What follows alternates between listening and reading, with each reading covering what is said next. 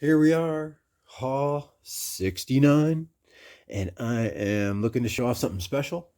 I did make a bunch of like autograph comics, signature series type deal, limited edition type deal comics in the past few months that just have been taking a long time to come in eventually, but just different ways of getting a signature comic. Although these are still expensive, I spent $200 on this Voodoo Child. So I think like one of them, I have two of these. One, I know I spent 200. Another one, I spent around like after taxes, shipping like 165. So I'd like to thank y'all for making it to this comic book hall of mine. If you're new, welcome. Returning comic book collectors, welcome back. If you're new to collecting, welcome to my comic book hall.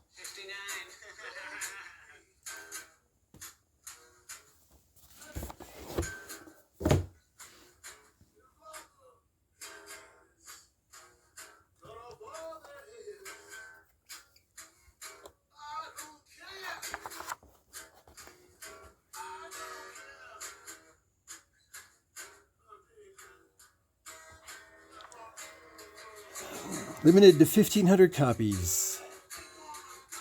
Signed by the illustrator, the artist. This is a mixed medium. Paint, acrylic, watercolor, pieces of tinfoil, fabric, cotton, kind of a collage work. I've seen one of the printings at a Motor City Comic Con around the year 2017, I think it was. At the time, it was going for only like $2,000.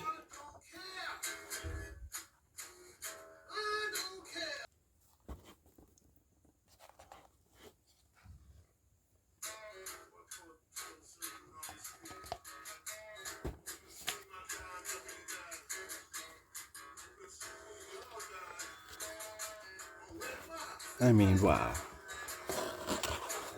So many different influences you could gather looking at those sketches alone. I don't know if this signature page is extra with this edition.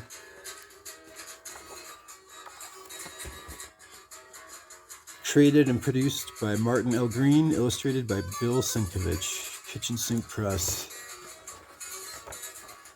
There's nothing in here that says limited edition, but it does say first printing.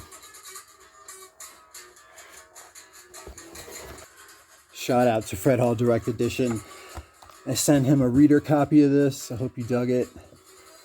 It's very beautifully illustrated, written, touching story about the life of the legend, Jimi Hendrix.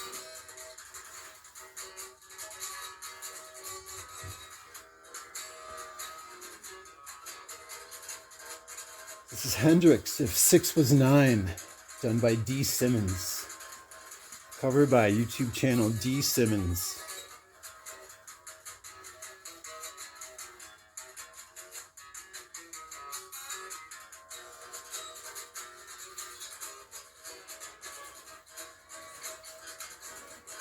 I'd like to give a shout out to McKinley Richard.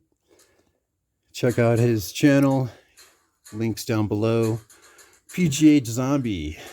It's like Pittsburgh Zombie. He's got like vinyl and music that he collects on Fridays typically, but he also has comics that he collects. He and these other collectors. So here is the start off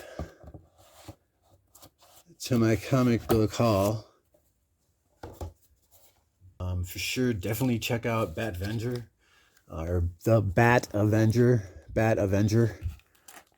He's almost MIA, but more power to him. I can feel you on that tip, man. I was giving you a hard time, Bat Avenger, man, about just bailing YouTube, but nobody's perfect, right? I mean, it's just like I'm not going to condemn any of these people that I want to criticize, but it's just there's so much of it, and I think it's just what the YouTube algorithm. It's we just have one search engine. And who goes into the advanced options? And even with advanced options, I'm not really feeling it as far as like being able to find people that are like not necessarily like-minded. Sure, you could find like-minded people, but just people that are of different walks of life. You know, that is, you can find somebody that can turn out to be like a kindred spirit, but might not necessarily be from the same type of demographic that you come from. And that comes from, you know, being lucky enough to take a chance of meeting somebody who's into different types of artwork or different styles than you might have grown up with. But you end up finding somebody that, hey, is willing to hook you up with some new types of comics or some new types of literature or way of appreciating artwork or storytelling that, you know, another example would be you can learn a lot about economics, monetary policy, fiscal policy, just from learning about the history of comics, the history of distribution, and how that affects, you know, a brand name, the concept of a brand name with how that affects licensing and that leads into concepts of brand identity and so forth. So there's so much that you can learn just by keeping up with trends with comics that you can apply towards other ways of living that you might not expect. And that's one of the things that I hope to bring to this channel.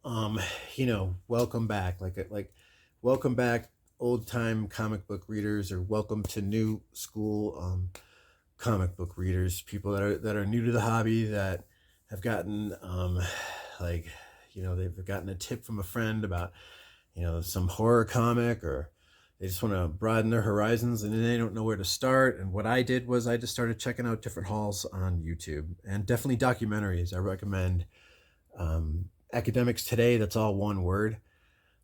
Comic Book Historians, that comic book channel. There's so many other different types. Strange Brain Parts, I think, is one. That is just like, you know, you got some people out there with some just amazing presentation skills. You know, here I am throwing in these and you, after making YouTube videos for a while, you tend to catch on to those little, what do you want to call them, intricacies, innuendos of what would make somebody want to watch your channel. I mean, you know, you want a little bit of forgiveness here and there, but at the same time, you know, I'm welcome for criticism because I haze the shit out of people sometimes. And it just gets to the point where you're like, okay, well, yeah, you know, maybe not necessarily to help my views in like a social magnet, a social engineering, you know, like trying to be popular or latching onto a trend, but just to meet people, to be able to network as well. And I'm not finding that entirely enabled on YouTube. That's to get, I guess you could say, full circle, Mr. Bad Avenger. And I know other people have been going on to Instagram and all that, but it feels like to the point now we're at you know, when I'm doing haul number 69, dudes. When I'm at that haul, you know, it just gets to the point where I'm just like, shit. There's so many things that I'm lacking with, as far as just with lighting and sound and just my own presentation skills and all that bullshit. But there's other things that I find lacking as far as just utilizing YouTube and just trying to get the full benefit of the time that I'm putting in making these videos. That's why I'm thankful for those channels that I recommend. And also I recommend Graphic Vandalism. Please check out the live streams on Graphic Vandalism and the Comic Hall crew. And when you get a chance, check out the different types of playlists that I have on my channel. Faust Act 5, Love of the Dam, Volume 1, Number 5, first print out of North Star. $20 I paid for this. January 1988. It's David Quinn. It's the writer. Art by Tim Vigil. They're going to have an animated series on this, right? So you have 2 covers, though, for the first 8. The first 8 issues, say Rebel Edition. And this ran for a total of 15 issues. This epic series basically created by Tim Vigil. The precursor would be under the Chris Christoph's story that he wrote, Grips. It's a precursor. It's a 4-issue limited series. Silver Wolf Publishing. Check that out. People call them outlaw comics.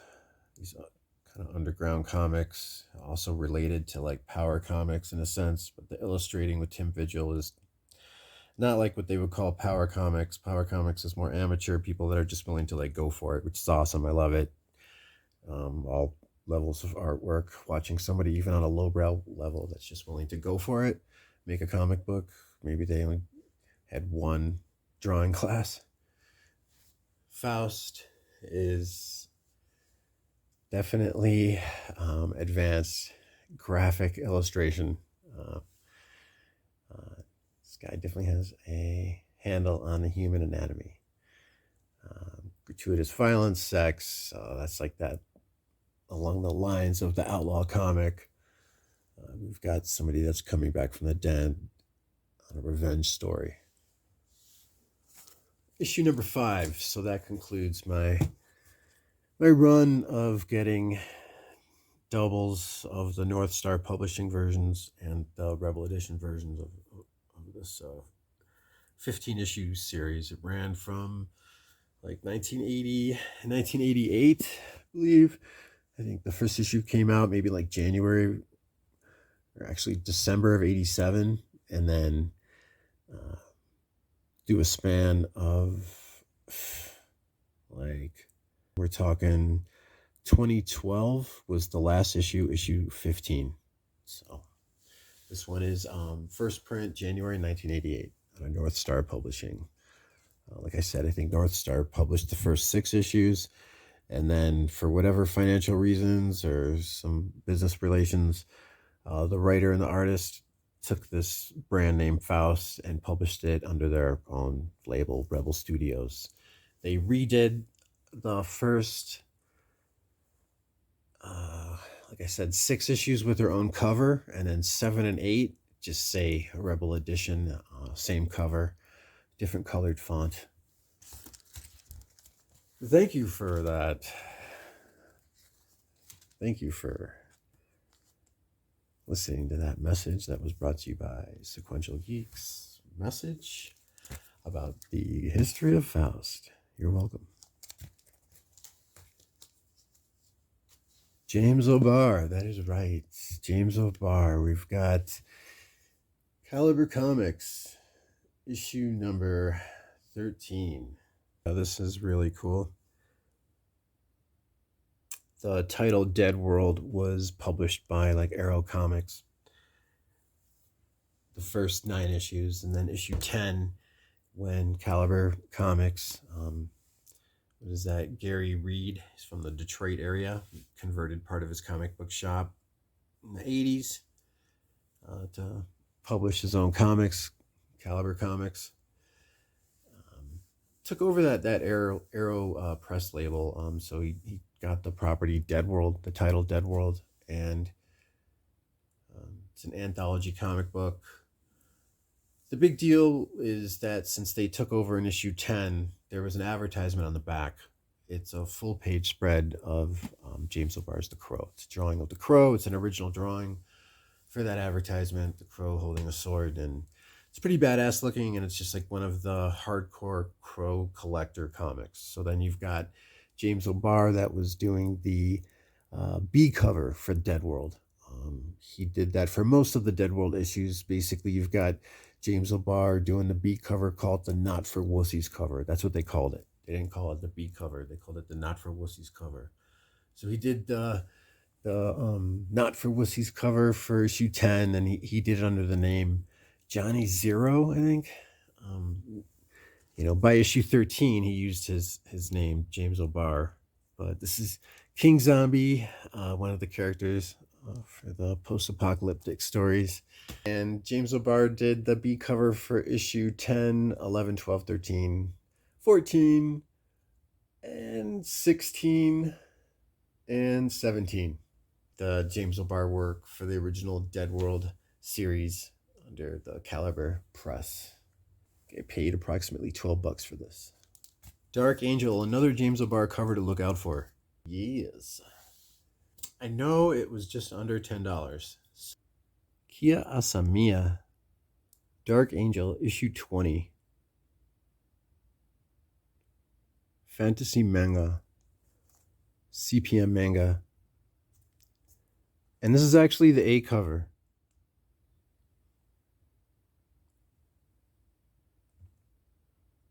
So that's my second copy of that, because I want to get doubles of James O'Barr covers and just completing runs of artists that I'm collecting. And in particular, I don't want to get doubles of everything, although, man, it seems like I have been these past few years just to be safe. And it's one of those things where it's like, if you think it has potential investment value, or even if you like it, might as well get two.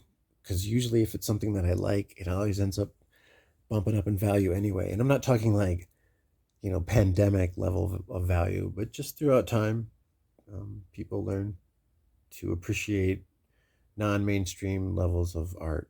You have this whole worldwide group of collectors now that are aware of Marvel, aware of DC. They're becoming aware of Spawn and Image and so forth. So eventually you get sick of something and you try and look for different genres.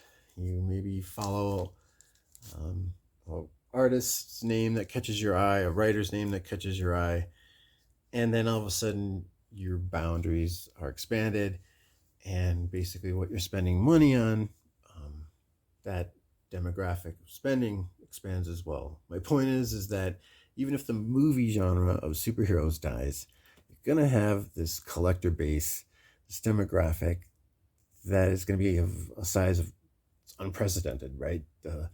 On a global scale, and just with the different types of comics that have been created and book publishers that are now investing into comic book creators to do different types of literature, young adult literature that has been invested in the past few years. If you check out the website icv2.com, their top 10 lists, now those are great top 10 lists.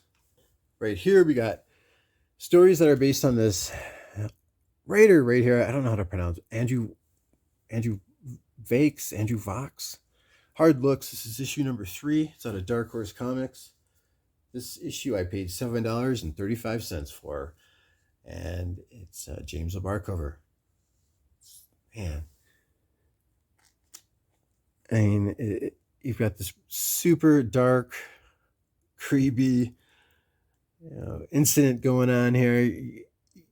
At first, you see the trench coat, that type of noir lighting, and you might think, is that a police detective? But then when you get a look at the guy's face, it's almost alien-like.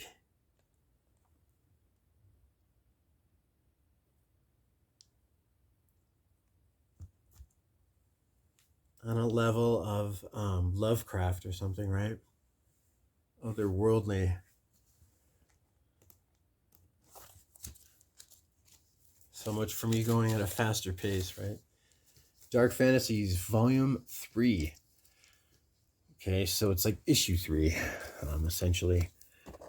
Volume 3, Volume 3, 1994, mature readers, $2.95 US price. So we've got 2 printings. This is the James O'Barr cover. It's almost like a photograph, doesn't it? We have one with the metallic red font. Metallic font there, I paid $11.87. The one on the right, I paid $5 for.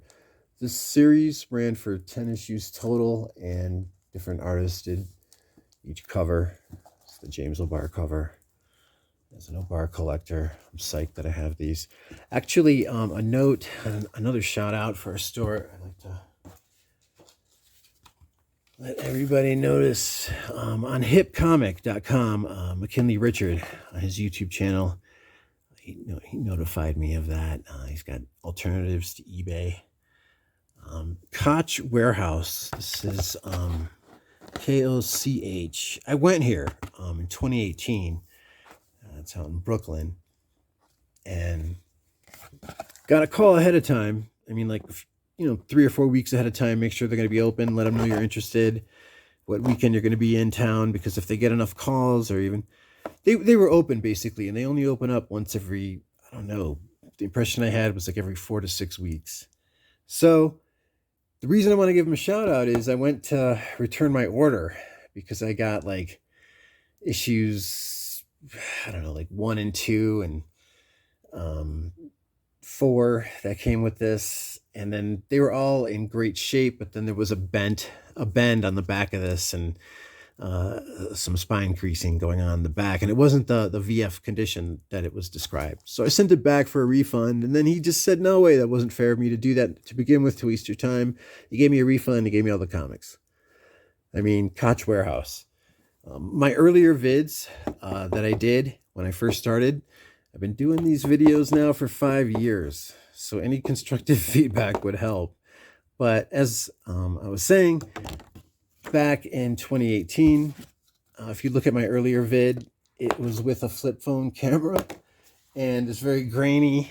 I don't even know if there's any sound, but Mr. Koch is in the video. He was helping me find some stuff, some postcards for Dark Horse that he found. I was asking to see if he had any 8-ball, actually 8-ball comics, and he had some 8-ball postcards that Klaus did.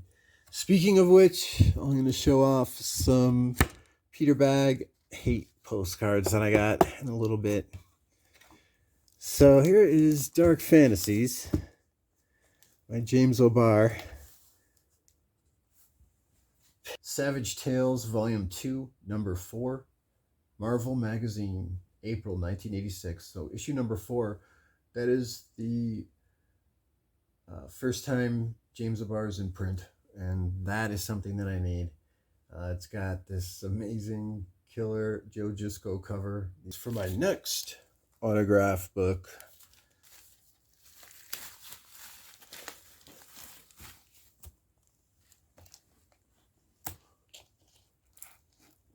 So it's The Crow, signed 117 out of 1500. This is the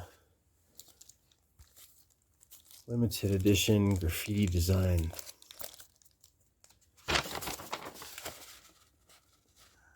$189 total. Out of 1993 graffiti design, hardcover limited edition. The Crow, signed 117 out of 1500.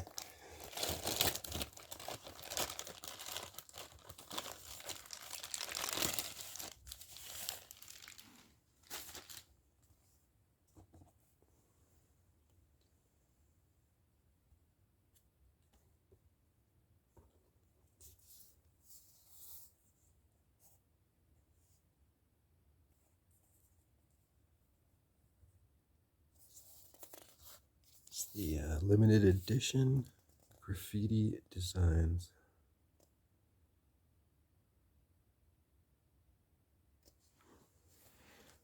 So once again, let me know your opinion on this signed version here.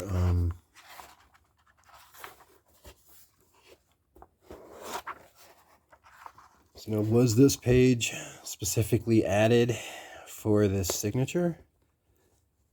Do not know for sure. 117 out of 1500. Looks like it's dated 1994. I think the book came out in 93.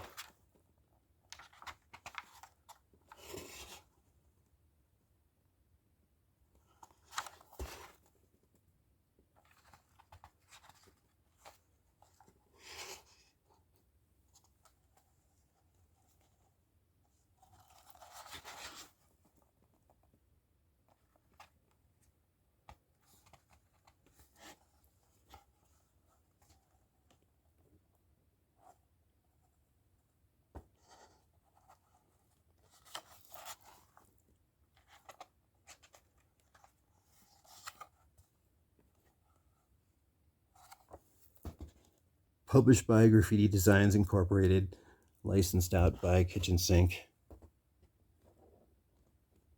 Forward is dated 1993.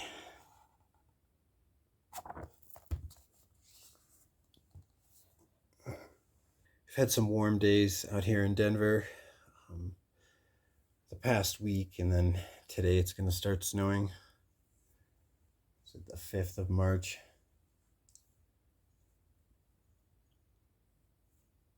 Just think I haven't been letting myself get out as often as I used to when the weather was nicer, so I'm like straining and leaning over. We got here a little nick mark there, but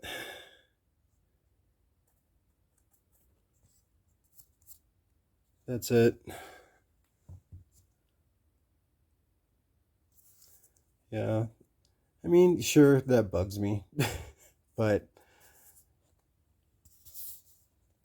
you know, somebody just bought this. I looked on eBay for sold items, and somebody just bought this for $181.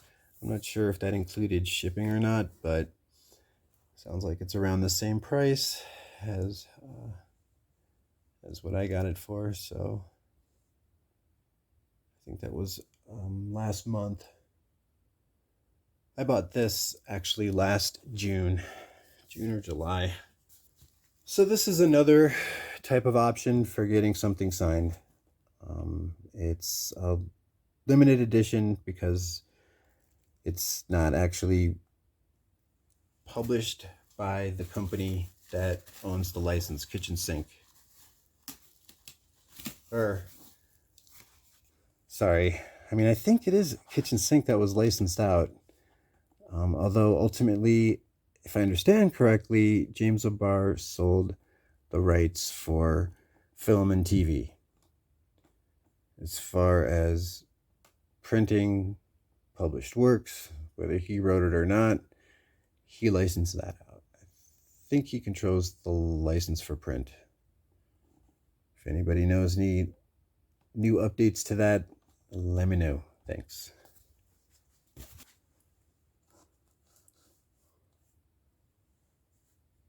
Dark Fantasies, Volume 3 out of 1994.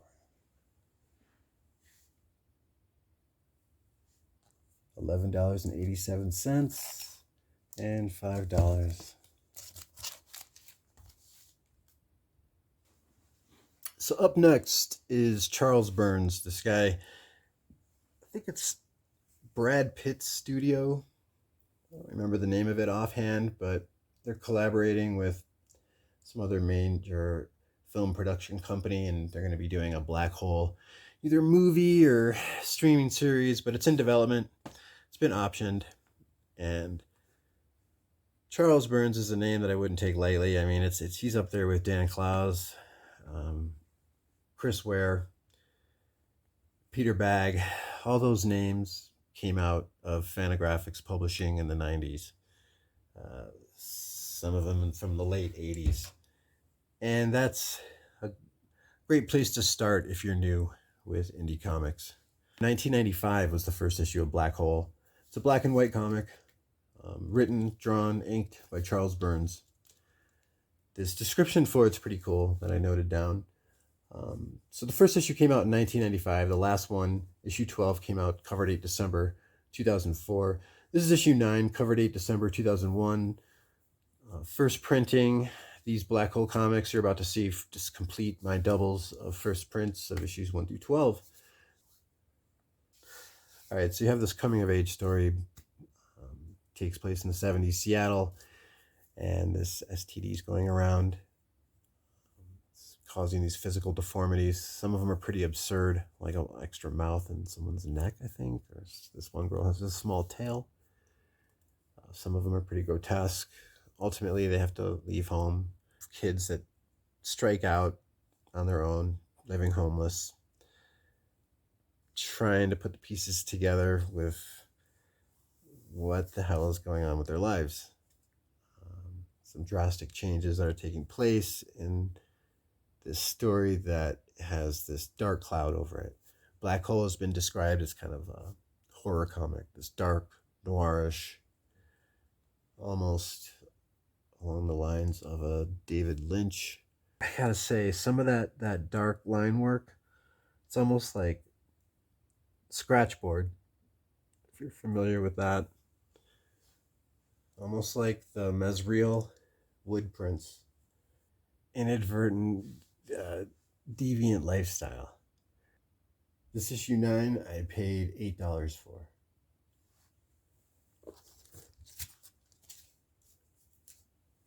Here's issue 12. Doubles first printing. Each one I paid approximately $20 to $23 for. All cover date December 2004.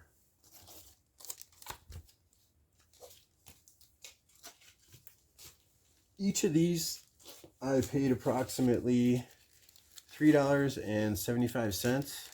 I bought them at a group and then got rid of, traded the direct edition and kept the newsstand. So this is Ultimates Volume 2. You're going to always see in my hauls New Marvel hauls. It's an unofficial name for this era. It was this mini renaissance that happened with comics. Comics were, whatever you want to say about the 90s, you know, they lacked a lot of characterization, a lot of depth, and were just kind of like this gung-ho, myopic storytelling. Not a lot of impact with stories. They didn't use a lot of storylines, or if they did, try and culminate consequences of storylines in the past. They had something totally campy and just ridiculous, like Onslaught, that it just seems really pathetic that they would even give Jim Lee and Liefeld an opportunity to come back to Marvel in the late 90s. So things were just ridiculously awful in the 90s, in my opinion, even from Image. Just that type of artwork and the types of stories and dialogue, to me, I could not digest it. I would go back into comic book shops off and on throughout the 90s, and it was just like, what the hell? Until around 2000, and you just had this renaissance that was going on with Vertigo Comics. You had these artists that I just recommended from Fantagraphics that were just gaining all this momentum by the year 2000.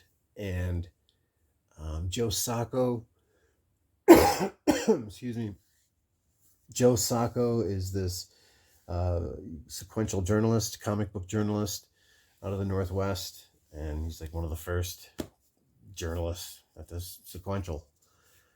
He's been featured in Time magazine. So I was catching on to a lot of these different types of writing, different forms of expressing storytelling through art. James Sturm, all those names that I've told you, including James Sturm. He did Gollum's Mighty Swing. But James Sturm, I mean, he did Unstable Molecules. That's a spin-off story about the Fantastic Four. It's a standalone story. Each issue, 4-issue limited series, was about each member of the Fantastic Four, kind of like a what if it took place today. More of a grittier, real world story. I don't want to say grittier or darker because it wasn't like that. It was just a different take on the superhero genre that independent artists were allowed to come in and implement their ideas. That were way out of bounds of brand identity, way out of bounds of just the play it safe, we're bankrupt, or we don't really know what we're doing type of BS that was going on in the 90s. So you had people like Mark Millar and Brian Hitch that came on and reinvented the Avengers. They created this 21st century version of the Avengers. And it was just amazing. All these new modern takes. I'm sure there was a lot of talent that was in the 90s, but I think a lot of the storytelling and the craft that they were learning culminated around this era, New Marvel, from like 98, 99 till around 2003, 2004. And it wasn't just with Marvel Comics, but the fact that it was going on with Marvel, the fact that it was included with Marvel, with independent artists that were more non-mainstream artists that were giving a chance to do more out-of-box, more non-brand identity-driven stories. It was just amazing. And that's why the name New Marvel, I think, is significant, because you're having this large conglomerate, this large company that is allowing these non-mainstream people to come in and really do ideas that, although they were non-brand identity driven, they were improving the brand. They were allowing the brand to move forward, and that wouldn't have happened unless Marvel had ended up declaring bankruptcy. And just that there was something going on with publishing in general that I think was creating a lag with publishers, and just not motivating, not incentivizing people to publish great work. So something must have changed by around 2000. I don't know, but something did change because stuff was going on with Vertigo, stuff was going on with Fantagraphics. Shit was just rolling and improving. Stuff with Image did improve eventually with Eric Stevenson. Some dope ass shit that was going on, and it was limited. Marvel got bought by Disney, as you all know, and then Star Wars got bought by Disney, and people got bought by people. Everybody was selling out. Banks were getting bought. Small banks, Washington Mutual, right? They got bought by what? Chase. People were trying to compete with these countries. Trade barriers are being removed thanks to the World Trade Organization, and you got all these companies that were allowed to have conglomerates. In places like France, like the Publicis Group or the Tata Group in India, and we couldn't have conglomerates like that. And post World Trade Organization, post 1995, by the year 2000, people wanted to compete in the United States, and things got deregulated, rules changed. That banking, that Glass-Steagall Act got overturned or removed, and commercial and private banking were no longer separate, and Communications Act in 1996 got passed in February, so now large conglomerates could buy small newspapers and radio stations, and shit was being integrated top to bottom, and people were trying to compete on a global scale domestically in the US, so they were enabling all these large global conglomerates to own many different branches and many different commodities all at once, and shit was just in flux, and that caused a lot of lack of attention to quality storytelling, because by like 2008, when Marvel got bought by Disney, just that whole new Marvel era was done. You could see Quesada setting up Marvel with his heroic age BS, and then you had all those hammers leading up to the original Sin line, when right before Quesada left, and he brought Alonso on, and it was just this BS. Collect them all the hammers. Who's got a hammer? Thing's got a hammer. Juggernaut's got a hammer. What's gonna happen? It was so retarded. Yeah, I mean, for Alonso and Quesada to build up all those great writers and have all those great ideas to be implemented, and then to suddenly do just the silliness of the original Sin line, or the collect all those hammers line that came out from that, and the what was it? Secret War was very decompressed. The Illuminati story was cool, but really by that point, shit was over. The Winter Soldier story was going on in 1602 from Neil Gaiman. Those were like endpoints. Those were becoming oases in a desert. But yeah, that was about it. Those were the last few remaining really unique, character-driven stories. Yeah, I just really think that Marvel should take a lesson from that, and go back towards that, especially if you can subsidize your creative department with all the money that they have. I don't think print is dead. I just think it's easier to monitor what people do when you have them have to access all this with a login account.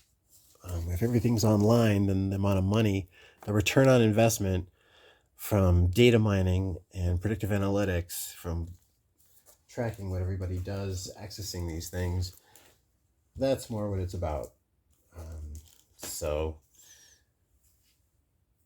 And if you can let people get to stores like used bookstores and comic book stores easily, instead of having people be surrounded by asphalt and grueling traffic all the time, everywhere, all over this fake ass country, then that would allow people too to access print medium. You know what I'm saying? issue 6 and 7. These are extremely rare, these newsstand copies. What was it, 5%, according to Mile High Comics website. 5% were newsstand around 2000, and like 2% were newsstand around 2005. And the Ultimates ran like shit. I know issue 5 came out in June 2005. So they didn't run monthly. They ran like every 2 or 3 months. I think the first 3 issues of each volume, volumes 1 and 2, were the ones to read. If you're new to comics and you're new to the Avengers as well, read the Ultimates volumes 1 and 2 by Mark Millar and Brian Hitch. Yeah. And to get a better grasp of what I'm talking about with New Marvel and just new concepts that were taking place, there's an interview with Mark Millar and Brian Hitch. If you get the 2-disc set for Ultimate Avengers, that precursor to the Avengers movie, it's produced by Marvel before they got bought by Disney. There's Ultimate Avengers and Ultimate Avengers 2. That animated movie takes place in Wakanda. They only made 2 of them. The second one that takes place in Wakanda, the accompanying bonus disc has an interview with Mark Millar and Brian Hitch where they talk about their ideas and how they just hashed out developing this 21st century version of the Avengers. Ultimates 2, issue number 9, where I think, is this the one where Natasha is revealed to be a double agent? She's evil. Shocker. Issue 11 for volume 2, and each volume ran for 13 issues. I really like to get these in newsstand because they're so rare, and this was just a game changer for me. This is the stuff that brought me back into comics in 2000. I think this started in 2002 for volume 1, and then volume 2 didn't end until like 2006, like December 2006. So because of the artwork with Brian Hitch, he did every issue. I mean, this was getting rare to have a writer and an artist stick with a title for this long. So his artwork is so detailed that he wasn't able to get the issues out on a monthly basis. That was one of the first times comics were not coming out on a monthly basis on the reg. True Believers. Amazing Fantasy 15 reprint. This is the year 2022, right? So it is the 60th anniversary, right? 60th anniversary, August. Cover date, 1962. Cover by Jack Kirby. Story by Stan Lee. Interior artwork by Steve Ditko. This reprint is, I think it's out of 2017. This was one of the first wave of True Believer reprints, and I'm pretty sure in the year 2021 there were no True Believers that were printed. And I'm pretty sure there is no True Believers reprint of Avengers number 1 and Star Wars number 42. FYI, the first appearance of Boba Fett. All right, Avengers number 2. I think this is out of the year 2010. All Ridge, Alridge, All Ridge. And I got this actually mailed in from the other side of the pond, out of England, for 28 pounds. I don't know anything about this story. This is just one of the coolest covers that I've ever bought. I gotta admit, this is out of Marvel Comics. And yeah, 00221 is what it says on the back. So that would be issue 2, cover B, first printing. My. That is such a dope ass looking cover right there.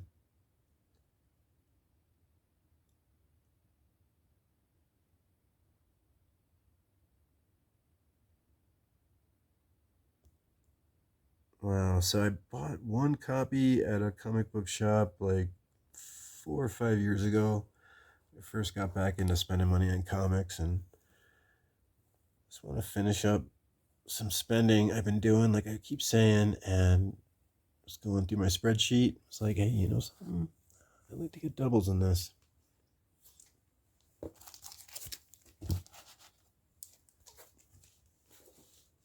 X-Force number 16. This is the direct edition version.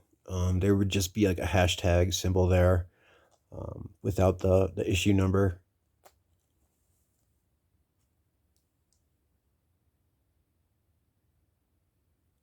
Right there, you can see direct edition 116. So, no more Liefeld. This is Peter Milligan and Mike Allred's X-Force. The first issue of Marvel Comics to officially drop the Comics Code Authority seal. And it's the first appearance of characters like You Go Girl and Dupe. I think also Coach. He's like this guy that runs this boy band group of mutants, essentially. Was that Tyke Alker? Can't remember his name. Shit.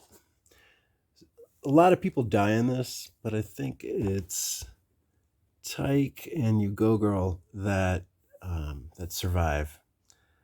You know Zeitgeist from Deadpool 2. And the second issue was the main one when I got. The main reason why I got this. So it was $52.44 for both of these. And the reason I got it is because I want to get triples of issue 116 to 129. Issue 129 I bought separately for $15. And I just need one more issue and I'll actually have triples of issue 116 to 129. This is actually not by Allred, this last issue, and their run is by Figueiredo. Yeah. Play on words there. Figueiredo Dupe 02. So this got rebooted as X-Statix. This is like a reality TV show group of mutants, pseudo, right, fake superheroes, and this guy Coach is like their manager. It's this old guy. I don't think he's a mutant, but I don't recall. A lot of people die in this series. It's pretty cool like that, and the premise is just a lot of narcissist, self-centered people that are more about, back to what I was saying about licensing and brand identity. I guess you could say the irony is how comics have grown so much that it's ruined Marvel.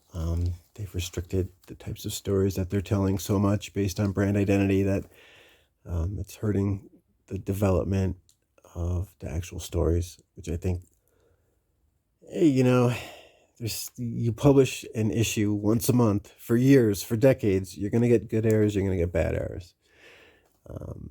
Right? Comics are here to stay. It's just certain titles get rebooted, sometimes for the good. I think, the past 10 years, a little bit too often. So, this era was just so awesome. Damn.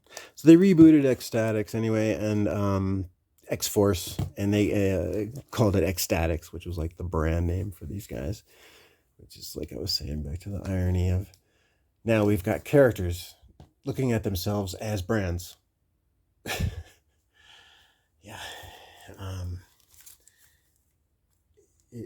This was like a 21st century version of communication, I gotta say, of being, of living.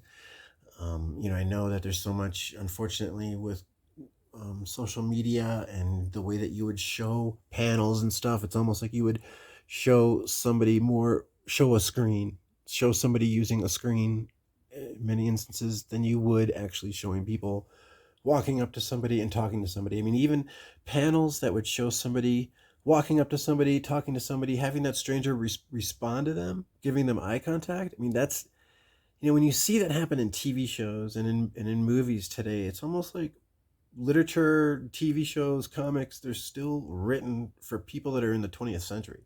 People ignore each other. If you walk up to somebody and say something, they'll just ignore you.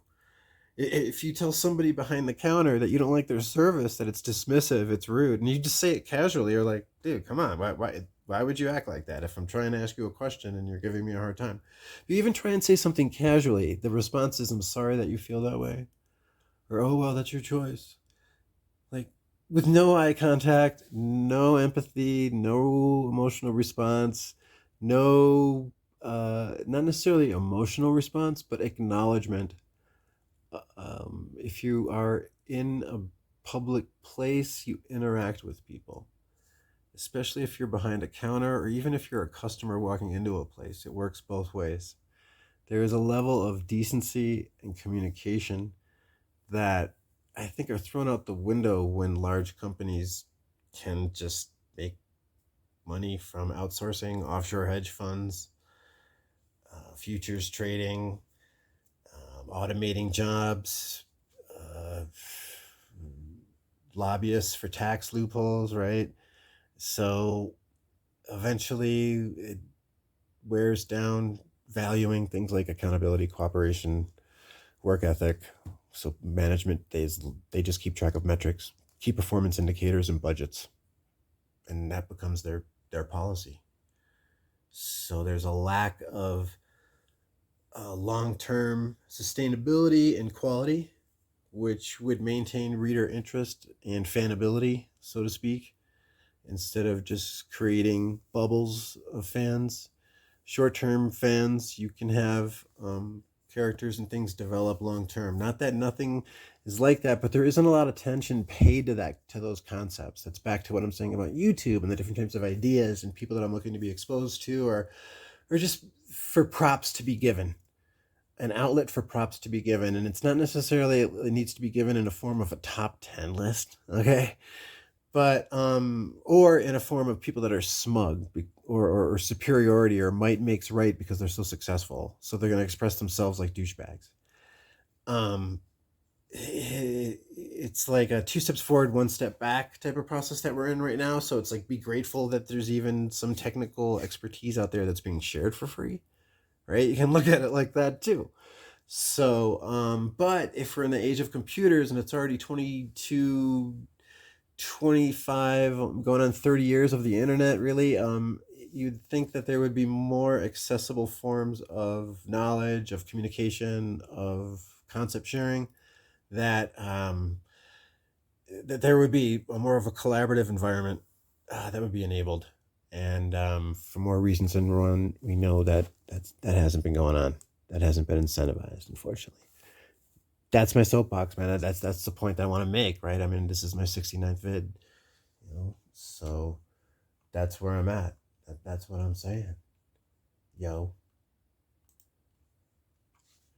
G triples with my X4C. And this, I'm pointing this out, and oh, I love it so much because it got me back into comics. And you know why, for the reasons that I've been explaining. Significance of 117, this is the first appearance of the leader of this group here, the Orphan. And talk about angst to a cliche, campy degree, this guy. Which I think, if you were going to do like even a live action show, a camp might work with X-Force, although I would prefer it to be more realistic. But if you had to wing it and go low budget, almost like a Z Nation level of low budget, yeah, go camp. Get the same cast, damn. Get as many people, directors, creative team from Z Nation as possible if you go camp like that. Although I would appreciate more of a realistic take on X-Force for sure. And one of the best realistic takes that have been going on is that Batman movie. I just saw the Batman yesterday on the 4th, and it was just fucking amazing. It was so kick-ass. It was fucking killer. I mean, I like grunge. I love Nirvana. I was going to mention it towards the end of the haul, but there is a little moment that I wanted to make. Speaking of grunge and that whole era, if you're from that area, and I lived in Seattle during that time, people don't like that word grunge, but it did exist. If you look at the early 80s band called Bam Bam, grunge existed. Okay, some of the members of that band went on, I think, to form, like, the drummer was in Pearl Jam. I gotta check. People go in and out of bands. It's like people cross pollinate. Other members end up going into other members, end up in like Alice in Chains or Pearl Jam or some shit. Mudhoney. Point being is that one of the greats out of the Northwest, Mark Lanigan, passed away recently. He's from Eastern Washington, and him and his friends from there formed the band Screaming Trees. So, rest in peace. Much respect, Mark Lanigan.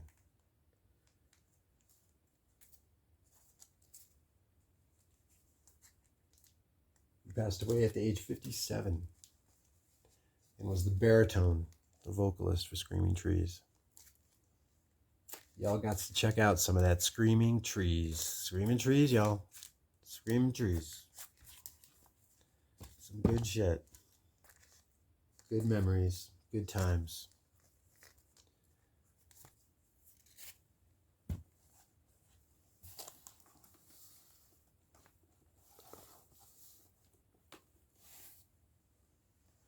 Silver Surfer, John Byrne.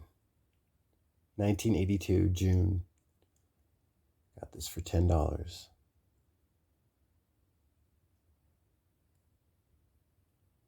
Now, correct me if I'm wrong, but I believe this is volume 2 of Silver Surfer. Let me know that is correct. It's the Marvel Masterpiece series that reprints the first volume of Silver Surfer. And then it's this John Byrne. John Byrne, he co-wrote the story with Stan Lee, as a matter of fact, and did the artwork. Pretty amazing cover work right there.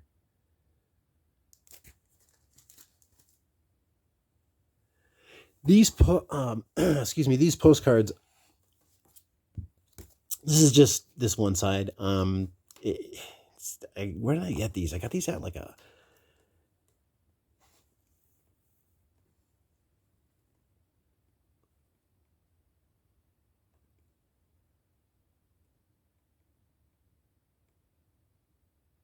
And this one is Tesco V's Motor City Punk Rock Swap Meet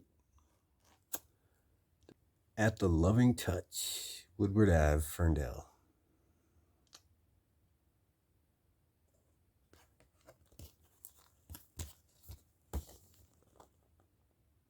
I don't normally keep postcard promo stuff like this, really. I just thought this was really cool looking, very classic. Just seemed like a like a snapshot in time. Think of it like that. Taking a cultural snapshot of the era. Kind of like what a lot of these stickers are too. The stuff that I get that I want to adhere to the box, that were available at the time when I bought the comics, type of thing. So, Brat Pack, part 1 of 5. Where do you start, right? This is Rick Veitch. He wrote it, illustrated it, inked it. It's under his own King Hell label. And he's got these series of stories. I strongly suggest you check out Strange Brain Parts and just my playlist, Sequential Artists, I think it is, and also Sequential Docs. Check out those playlists. There's some documentaries, interviews, and such that I've gotten there of Rick Veitch. He's just this brilliant, amazing artist that's out of the indie era from the late 80s and started off this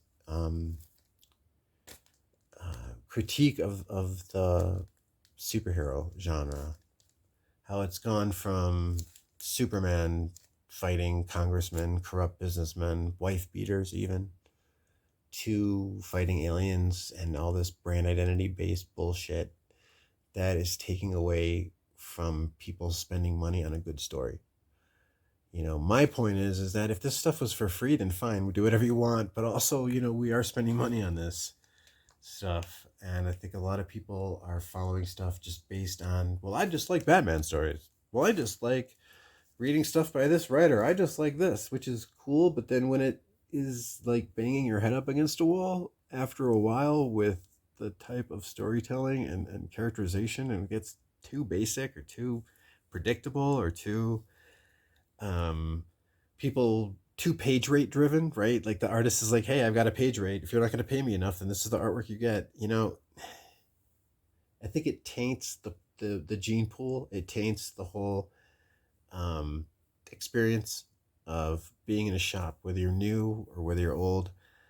And it needs to be paid attention to. I don't think it's okay to just be like, well, so what if that's how it is and that's how it is. If hey, things come and go. To an extent, yeah, things come and go, but it just seems also too like the things have been coming in pretty shitty and not going enough for too long.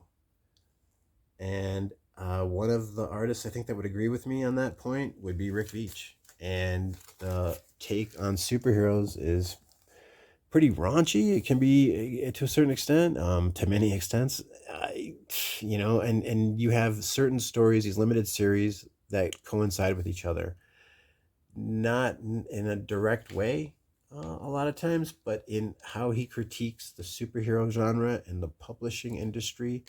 You even have characters that are in a subplot that represent Jerry Siegel and Joe Shuster, right? The creators of Superman that are in Max Immortal.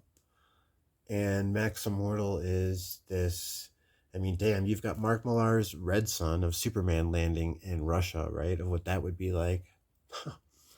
Okay, this is like if um this sadistic little powerful kid thing that it's not really sadistic so much as it's just young and stupid and naive, and it's super powerful, and these parents are finding them out in the country in North America and the United States, and this story with Max Immortal. The first issue of Max Immortal, issue number 1, came out in cover date August 1992, and the last issue, issue 6, came out cover date July 1993. Yeah, Brad Pack is from August 1990. So that Brad Pack on the left I got for $15.74. And Max Immortal, I got one for $9.43, and the other one on the right for $11.21. Bi-monthly series, except for that last issue. Yeah, issue 7. So that would be 7 issues for Max Immortal. Pardon me.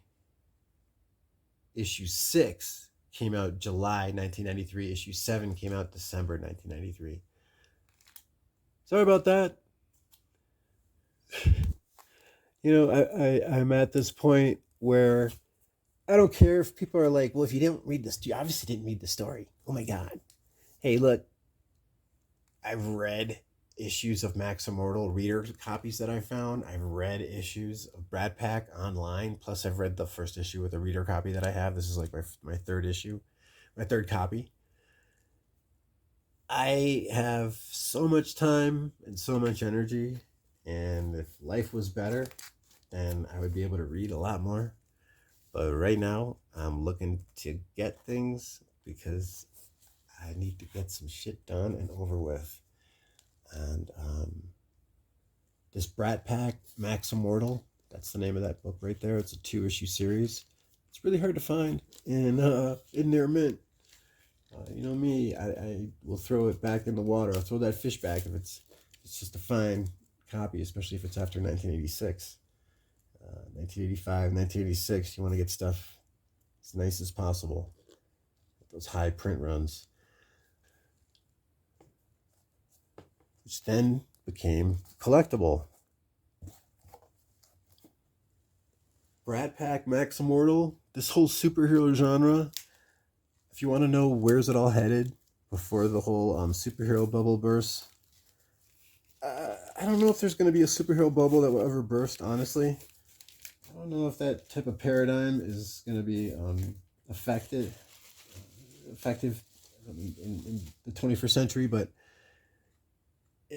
I do think, though, that if you do start seeing remakes or popularity gain mainstream in Brat Pack, Max Immortal, you might want to start selling your filler copies of your superhero stories, your that second copy at least, that double and that reader copy to start selling some stuff, because I'm thinking then there might be a shift. This is like the shift that I'm thinking is that you're gonna get this meta, this real ironic version, this out of box thinking of the superhero concept.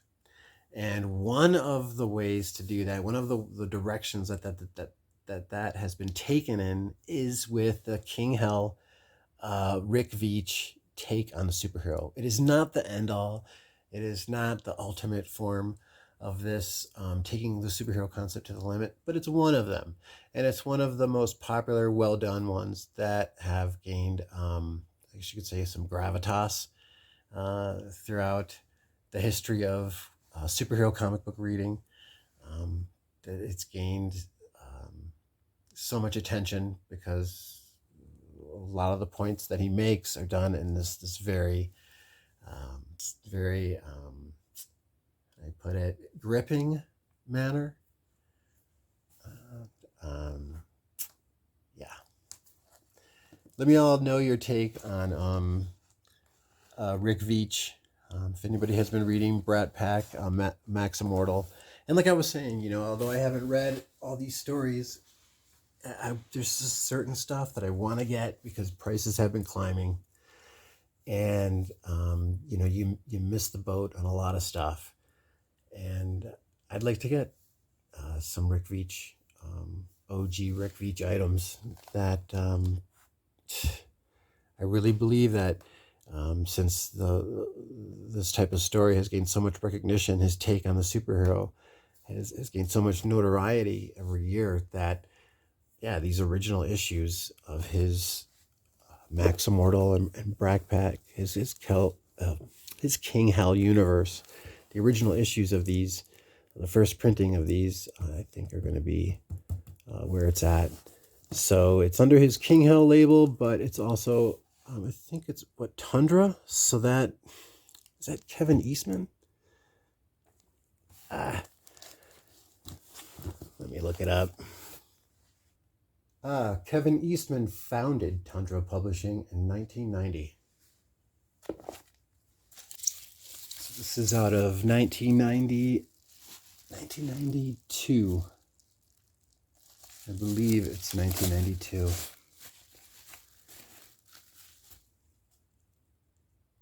What makes this particular signature series unique? That's why I always ask if that page, when you saw the Bill Sienkiewicz autograph or the James O'Barr autograph, I'm not sure if those pages were added for those signatures or not. I don't think they were. So now this has a page that was added, in particularly for the autograph and the number. So that's 623 out of 1,000.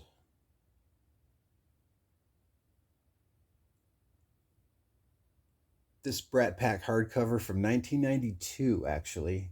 First hardcover print, limited edition, insert page for signature of author Rick Veitch, 623 out of 1,000, and I paid 84 British pounds, including shipping. Wow. Imported from Britain.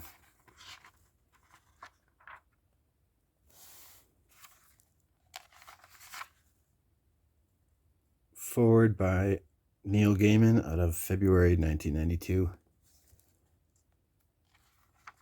First printing, July 1992.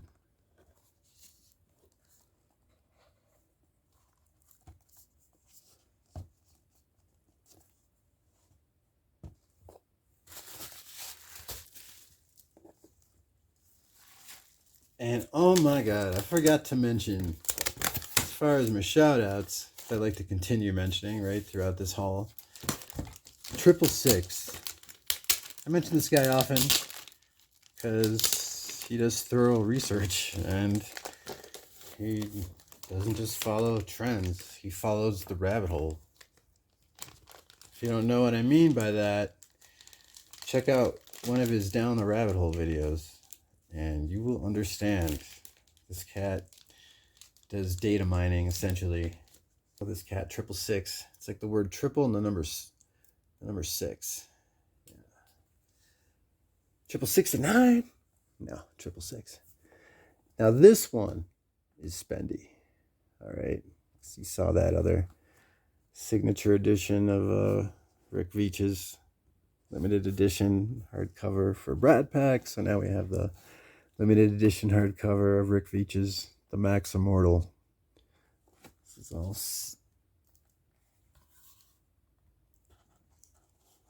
Here we go. 31 out of 200. 200 copies.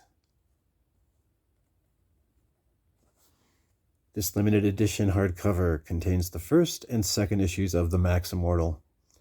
It was produced as a special thanks to those Capital City and Andromeda accounts who, with their buying decisions, helped make The Max Immortal the success it is today.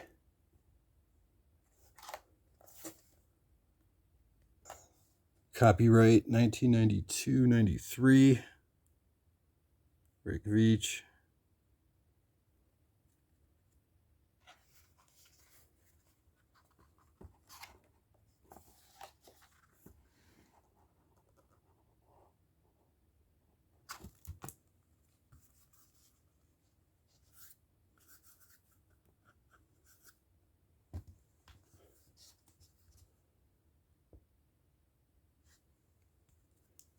I'm not sure if there is a dust jacket that came with this. I wouldn't be surprised if there was. If anybody knows, I tried looking it up, but yet to find any info on that. So I got that off the eBay's for $188.74. Okay, I'm wrapping up my Hate collection. Hate ran for 30 issues. It's by Peter Bagge. It's one of those indie artists I was telling you about. He ran for 30 issues throughout the 90s, essentially. Issue 30 came out in May 1998. That's the last issue. The first 15 issues.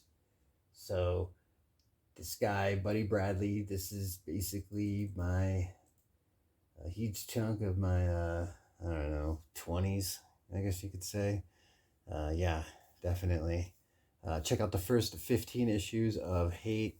Those are the ones that I want. I have Hate issues 17, 23 randomly, and then issue 30. I bought that just because it's the last issue. But I just want to get first printings of the first 15. That's when Buddy Bradley, the main character, which Peter Bagge identifies with, right? It's him. He says it's himself that he's illustrating. Peter Bagge's doing the writing, inking, illustrating on this this story of just this guy in his early 20s. He's going out to Seattle and he wants to live out on his own, and it's just getting by, dealing with himself, dealing with other people, trying to meet girls, and a satire, a parody of that grunge living type of lifestyle from the first half of the 90s, essentially, from like the late 80s to the first half of the 90s. I mean, issue 1 came out spring 1990 is the cover date, right? So the first 5 issues of Hate, the first printings, have a $2 price tag. And then $2.25 for pretty much the remaining issues. I think on issue number 28 it's $2.50, but yeah, from issues 6 to 28 it's $2.25, and then first 5 are $2. There's multiple printings of Hate, so it's really important that you pay attention to that. The design work on just the logo, the depiction that he gives on this character, and just the characterization of how he wants to depict other supporting cast members on the covers is just outstanding. It's just fucking phenomenal. The sense of graphic design. If you compare how different it is from people like Charles Burns from Black Hole, or Chris Ware, or Dan Clowes, they're all different. They all have their own style, but it's the quality of the composition of their artwork. You can see the years of experience from not necessarily, I'm going to say, like, everything has to be super detailed in order to be considered an accomplished artist, but you can definitely feel an attention of detail being paid respects. Just definitely feel an attention of detail just towards an overall composition of a story, whether the lines are wispy or painted on or done super articulate with a mechanical pencil. It's just the overall type of grip of storytelling that you can see just through the more comics that you read. There is a level of quality that can be valued and paid attention to. Not that it's always mandatory, because like I said, stuff like Power Comics, those like 80s comics, some in the early 90s that are just like amateurs doing, like usually Americans or Canadians doing just these like action, off the cuff, very impulsive, instant gratification, like power fantasy fulfillment type comics. But with real low quality skill level of art. That's what a power comic is. There's a YouTube channel called Power Comics that covers it. Those guys are a little bit smug and full of themselves, and they're just so all about themselves. They're so all about themselves there. But once again, you got some great information from critiquing and just learning about different takes on comic books and the way that they appreciate the lowbrow form of art. It's really outstanding, and it's insightful, and it does open up doors as far as learning about sequential storytelling, different types of way of sequential storytelling that, you got to take the good with the bad. Nobody's perfect, and Power Comics, it is what it is, and it's a new form of appreciating comic books, and there's new stuff popping up everywhere on YouTube, and just wish there was more out there. Hey, I just wish there was more out there that was a little more well-grounded in just valuing having fans that are of all walks of life. Not so much being about themselves or about restricting content or being all about just glorifying mainstreams or fads or hype.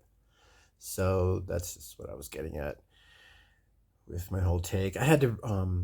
I ran out of space. I've been talking so much. I had to copy the video off this phone onto my laptop. Get back to it now. Hey, the first 15 issues take place in Seattle. The second half of the game, issues 16 to 30, take place in New Jersey, where he has to go back home. It doesn't work out. His first time living away from home type of thing. Or it didn't work out the way he wanted to. Same thing happened to me. I ended up going back to Michigan after spending some time in Seattle, just like Buddy Bradley here. This is issue number 5. And these are all first printings. Issue 6 and 7. For issue 5, I paid $8. And the remaining issues here I got in one purchase. So they averaged out to $2.25 each for issues 6 and 7 and 10 and 11. There's our hero, Peter Bagg / Buddy Bradley. Okay, so here we have right here another autograph book that I bought. $32.55.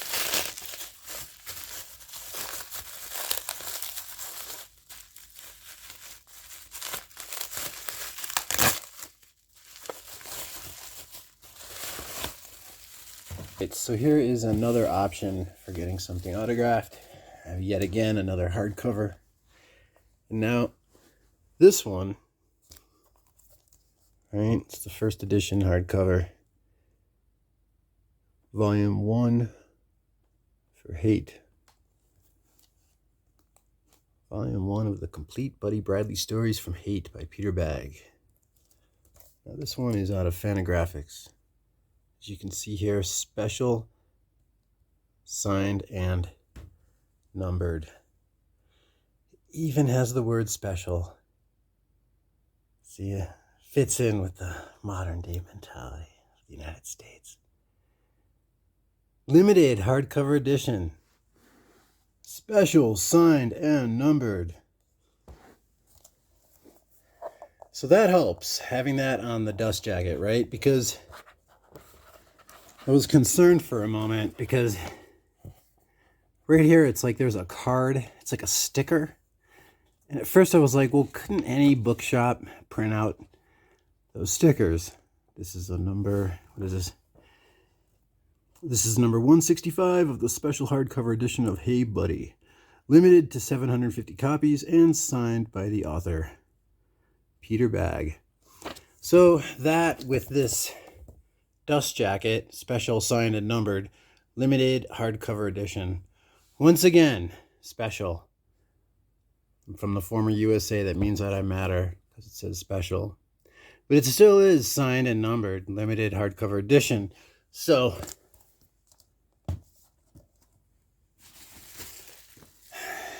as Carl Spackler, Bill Murray's character, would say, so I got that going for me, which is nice, I think.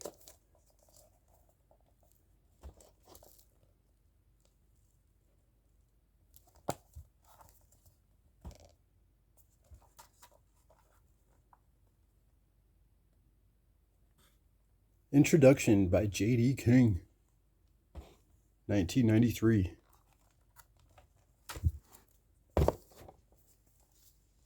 First Fantagraphic Books edition, May 1989. This one says Introduction 1993.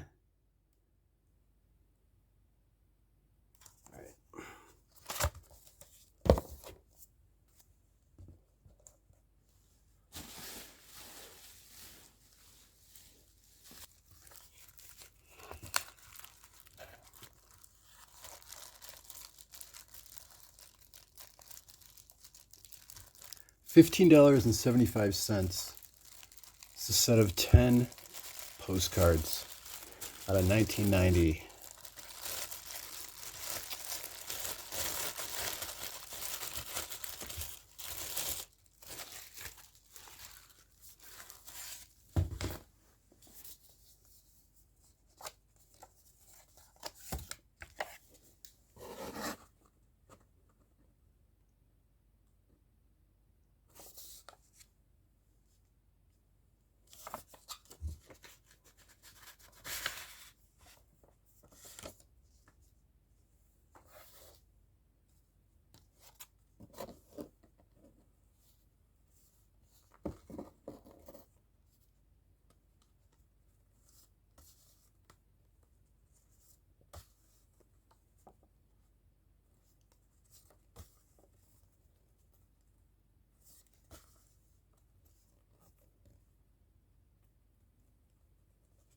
I think this is on the back of one of the Hate comics.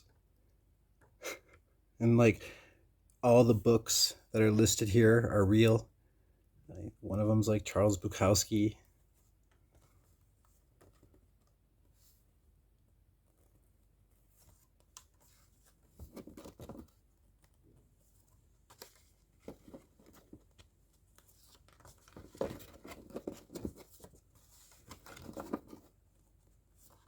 That's the cover to Hate, issue number 1.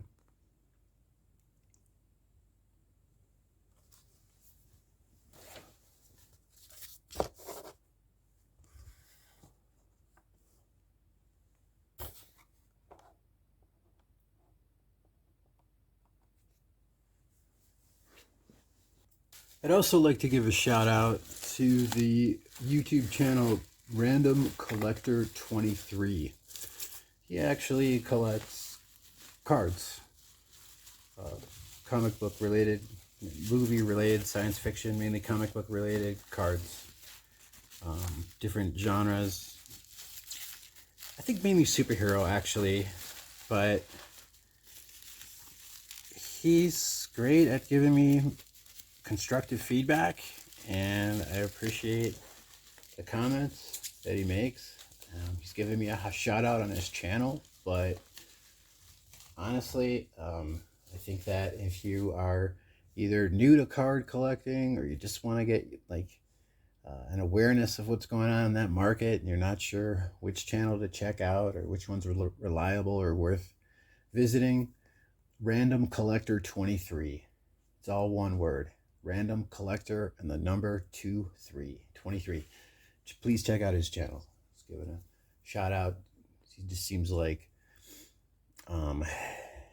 he'll check out everything. You know what I mean? Like he's got clout in the sense that he's not just going to spend money on stuff that he knows is going to work. He's willing to take a chance on a box, do an unboxing of cards that could be a flop, but he wants to show people what certain companies are producing, what certain companies have brought to the table years ago, and what they got now. So,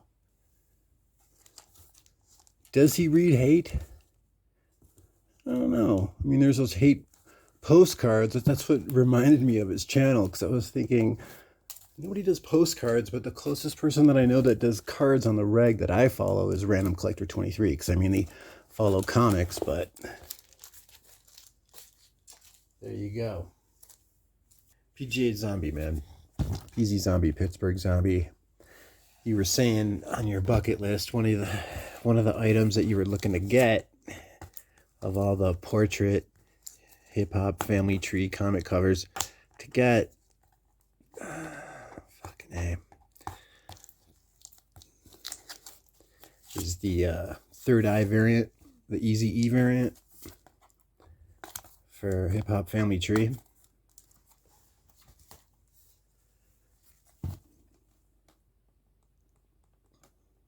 Your order was packed with a whole lot of TLC by Jaime, Jamie, whomever. Thanks for ordering from Shop Third Eye.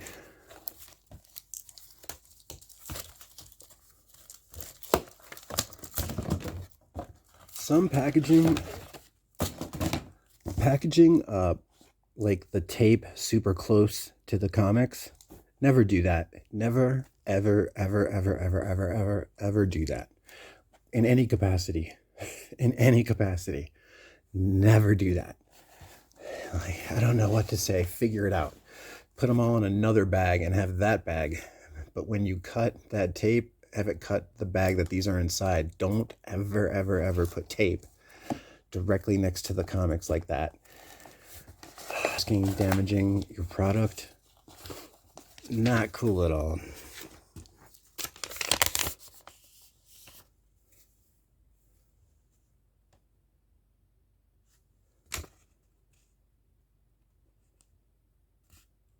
$59 for 3 of them.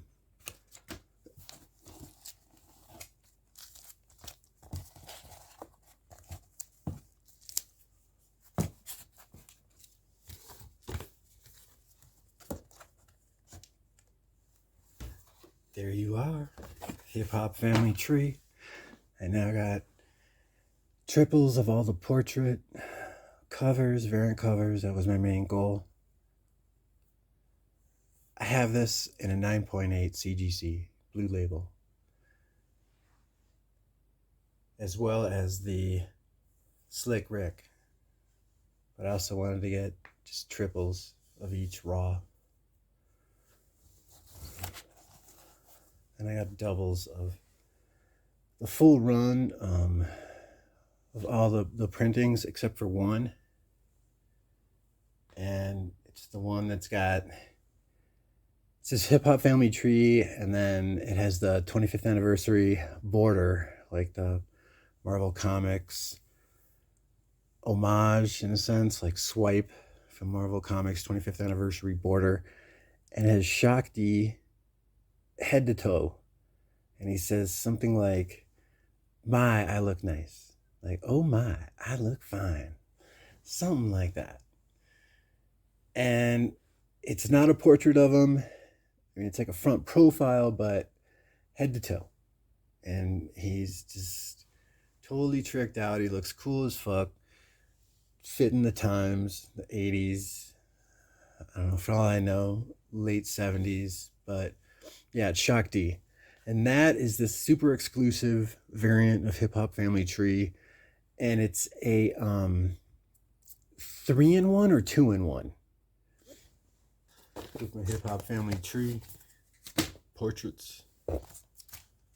Check out these two covers here and kind of apply that concept of brand identity versus, I don't know, indie, alternative, or just out of box. Doing what you want to do with it, right? Because on the left, you've got your classic Darth Vader image. Star Wars Target Darth Vaders. So this, I'm not quite sure if that could have also have been bought in direct sales stores as well as Target, or what the deal is with the Target, if this was included with a toy or something. It doesn't say not for resale, it says variant edition. So as far as the numbering here goes, it's 00121. So it's cover B, first printing. This is a classic image of Darth Vader. When I saw this, and I immediately had flashbacks of being a kid in the late 70s, checking out the movies in the late 70s, early 80s, when they originally came out. And this particular image, you know, you're looking up at him. He's this ominous, imposing, dominant figure, right? Because it's that view being shot from below, with him raising his hand, and just that whole Teutonic kind of heraldic pose right there. It was just very classic, operatic, Shakespearean almost as well. So for a live image, a real image, I think that's a really cool Star Wars Darth Vader one to get. I normally don't like to get like modern Marvel, modern Star Wars, but that particular photo image I just thought was cool, and I think some of these out there can be collectible. A brand like Star Wars, especially Darth Vader, I mean, come on. I think longevity is a given. Now this one over here on the right, you know, I normally, since I don't really know new Star Wars, I would just stick to like first issues or, you know, your generic keys, since I don't know them that well. But then, you know, also collect what you like. So this one popped up, and this is 02121. So it's issue 21, cover B, first printing. And this B cover, I had to get both of these. These shop buys that you're about to find, unless I note otherwise, I got all these over at Vision Comics and Oddities, just southwest of Denver. Totally recommend that shop. If there's two shops that you visit in Denver, I would say Vision Comics and Oddities and Mile High Comics. There you go. That one on the right, I mean, compare that one to the left, right? Look at that. Like, if somebody gave you this comic and they were like, yeah, there's a new comic that's coming out, you know, from Marvel and from Image and or from these indie labels, whatever. If you knew nothing about Star Wars and somebody said, guess which one is the indie comic and which one would be like the Marvel comic, I think if you saw this one first, you would say that would be the Marvel comic, the one on the left. But then the one on the right, I mean, look at that image there compared to what I just described on the left. He's just like, doink, you. And then here she is. There's no face. There's no expression. I love it. I love it. I don't mean like there's no expression as in like modern day sense where people make an effort not to have a facial expression or eye contact. I mean like this is, it seems more like like from an indie comic, even like with the shading here and uh, the perspective. That's kind of brought up with the shading. I don't know how to explain it. I know I'm not as entirely articulate as I'd like to be, but it just seems very like something on the cover of an indie comic, something that would be an independent label. Um, it just seems like really cool. I love the highlights on the helmet, you know, on the leather here. So, but just that whole image, the way that looks, I just find very humorous, especially for Star Wars. So, both really cool covers, two different takes on the same concept. How about I play a little bit of that Jimi Hendrix, if 6 was 9.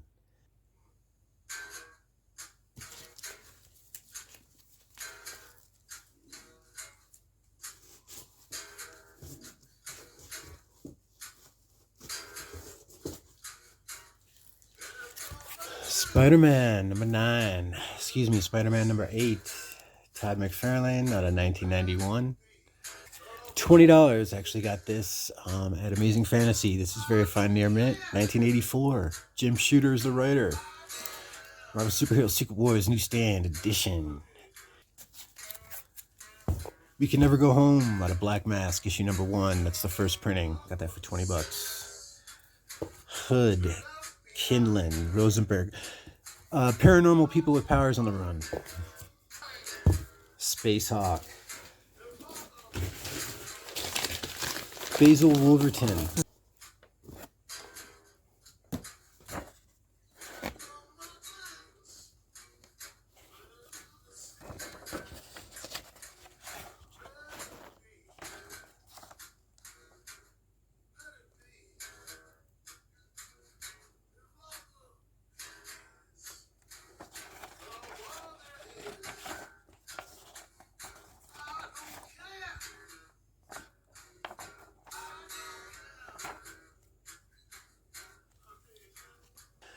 All right, so this features Basil Wolverton's first 2 Space Hawk stories, plus a new Space Hawk story.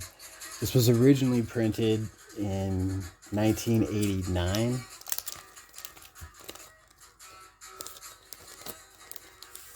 And I believe those first 2 stories are the ones that are like out of the 1950s.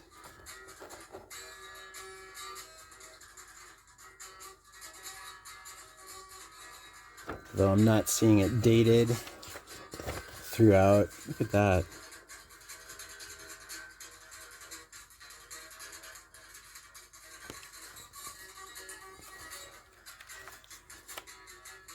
Although I'm not seeing it dated, I know that his work did influence Robert Crumb, so I'm going to have to go with the first 2 stories are out of the 1950s, and then the last one is 1989. This is early sci-fi out of the 50s. Just looking at this looks like more of the indie comics from today.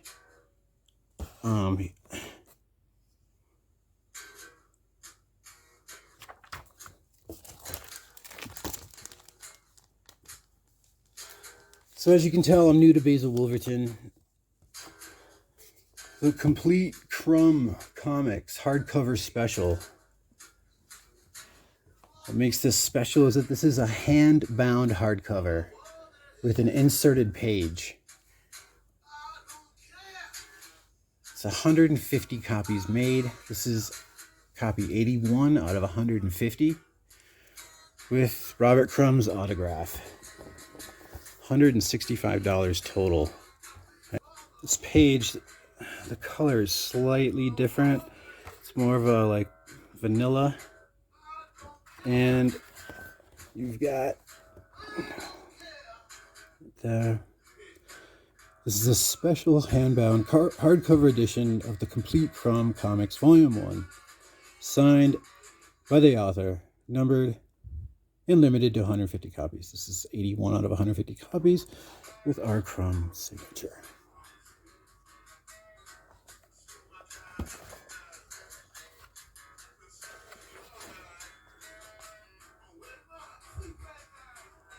Edited by Gary Groth.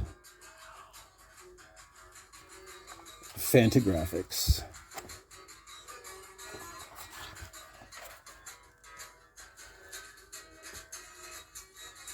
(1987). First Fantagraphic books printing. All right. Very nice.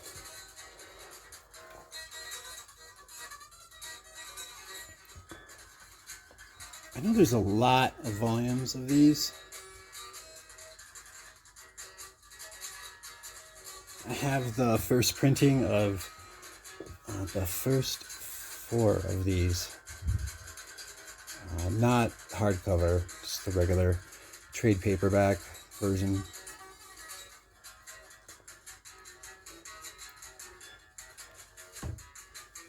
Hold up that music for a minute.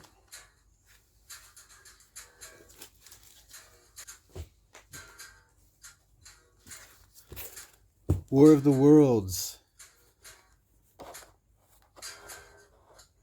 I mean, where is this guy on his way? Where is he going? Oh yeah, that's right. It's supposed to be like a future, a post-apocalyptic future, right?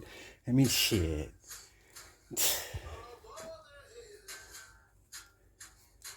First appearance of Killraven. Got this over at Vision Comics and Oddities. 30 Bones. Amazing Adventures, number 18. That is out of 1973, cover date May. Written by Roy Thomas and art by Neil Adams.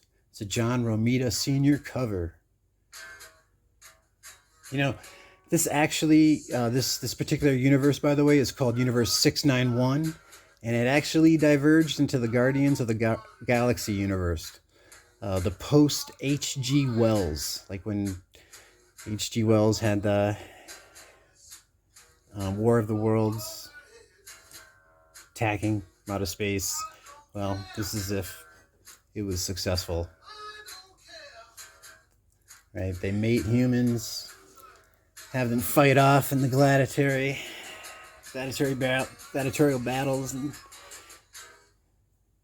they produced Killraven, right? They made him. That was like his gladiator name.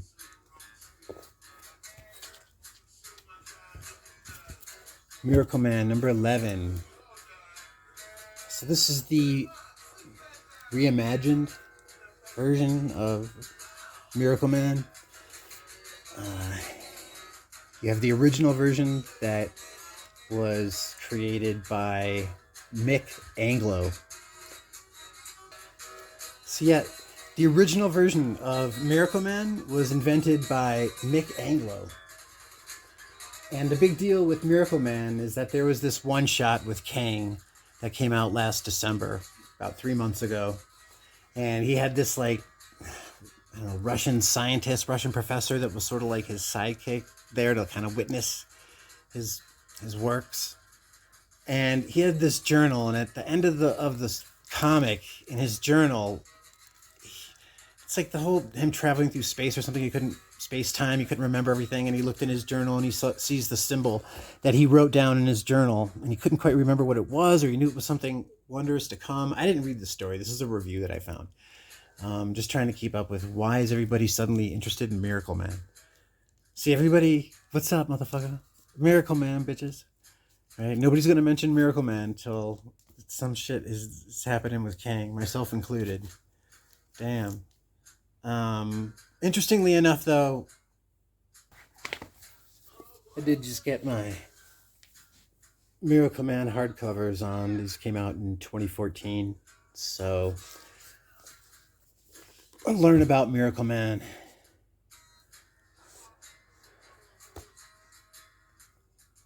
Because you had the Mick Anglo version, because after Shazam, Captain Marvel, he got discontinued because of the whole Captain Marvel copyright, or Marvel Comics lawyered them to not use Captain Marvel anymore. So in England, to continue that title or that comic that was publishing Captain Marvel, since Captain Marvel got canceled, in England, they had Mick Anglo create this Marvel Man. And eventually, I think from like the late 50s until the early 60s, he wrote Miracle Man and, or excuse me, Marvel Man. But then why that ended, I'm not sure. I think it just happened because the comics coming out of America were more, they just made more money. They were selling more, and so the Marvel Man title got discontinued. I think that was the original deal, and then in around 1980, fuck, or I think actually since Miracle Man 11 came out in 1987, so we're talking like mid 80s.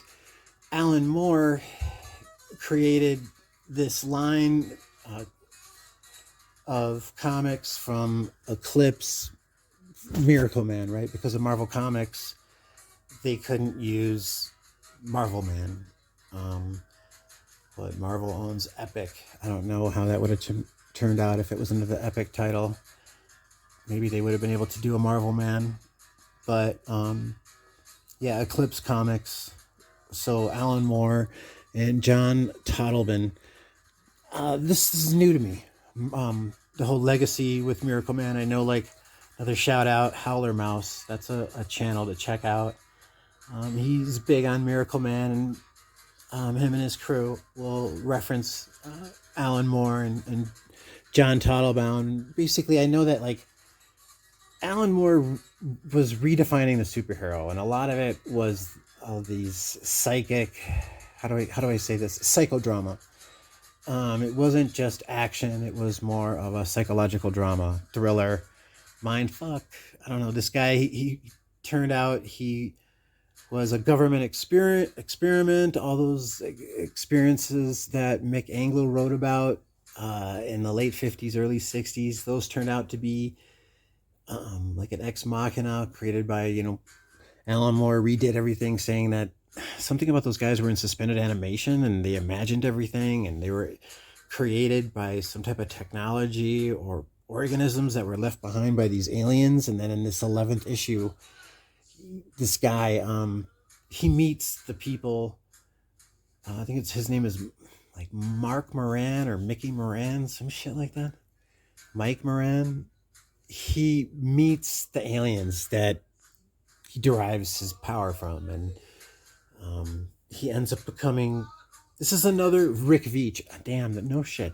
This is like along the lines of Rick Veitch's concept of the superhero. That's what's going on with Alan Moore. He's taking the concept of the superhero and just kind of stepping it up beyond just fighting in a team of people against aliens or robots or some government conspiracy. It was this sense of consciousness and being where this guy can warp reality, and whenever he says the word Komoda, like atomic backwards, he becomes Miracle Man, and the being Miracle Man ends up taking over. So the original ego, I don't want to say the alter ego, he just gives up living, I think. I don't know. This is, I'm going off because this is obviously not your typical superhero comic, and a lot of it are like these concepts of consciousness, concepts of the self and the hero, and being able to just do things as far as with reality, being. And that, I think, is what this Miracle Man story that Alan Moore wrote about is all about. And so I bought these hardcovers so I can find out about it. It sounds profound and really amazing, and this was one of the first comics that began to, I don't know, how would you put this, dissect, to dismantle the old tropes of what a superhero is, and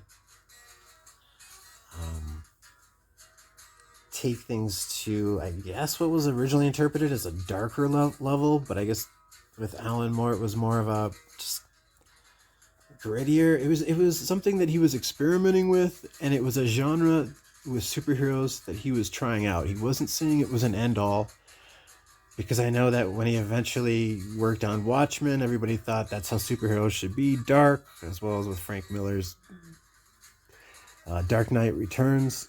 And Alan Moore was like, no, it shouldn't be all dark. That's just one aspect of the superhero. Um, so I don't know much about Miracle Man, but I know that they're rare.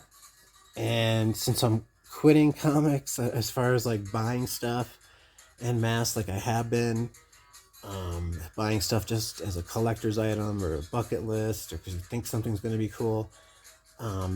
That's why I got this, because I know that these are rare. This is a first printing, and it is, I don't even know if there were succeeding printings, you know? So it's an original Miracle Man. It's original early Alan Moore comic. And when I saw an Alan Moore, early Alan Moore, that's why I got it.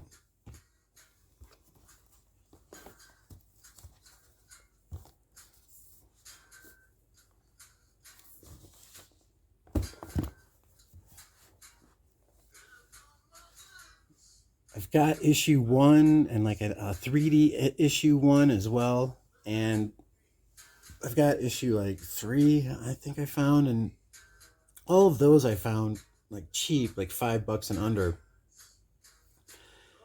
But then when I saw this one that was for 10, I just figured, just this once, I just wanted to get like a later issue, because I know it's in great condition, and I don't ever see these in dollar bins anymore. For years I haven't.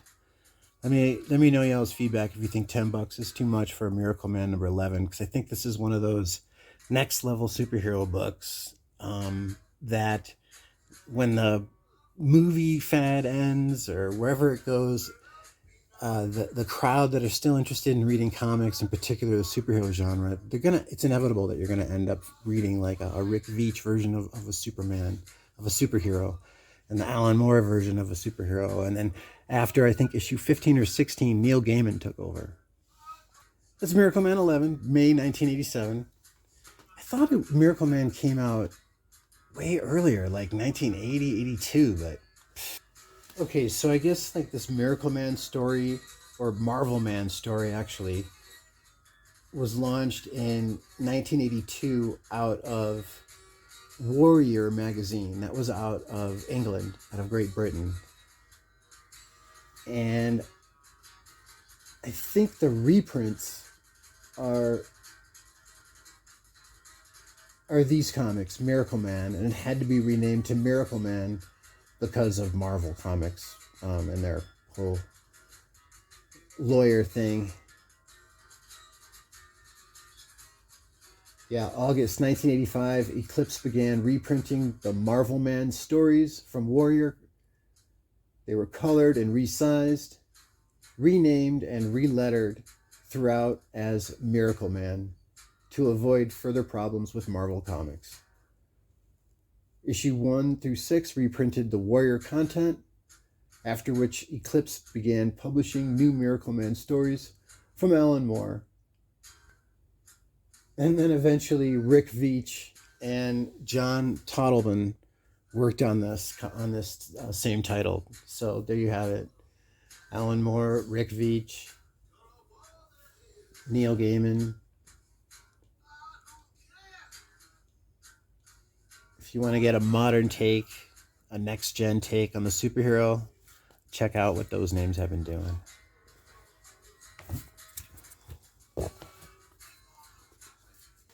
Charlton Comics. Charlton Action featuring Static. It's issue 12 and issue 11. This only was 2 issues. I don't know the story, but it's just issues 12 and issue 11. Right there. Steve Ditko. Written and drawn. Got that one for $6. I believe this one was for around the same price. And they both came out. Issue 11 in October 1985 and issue 12 December 1985.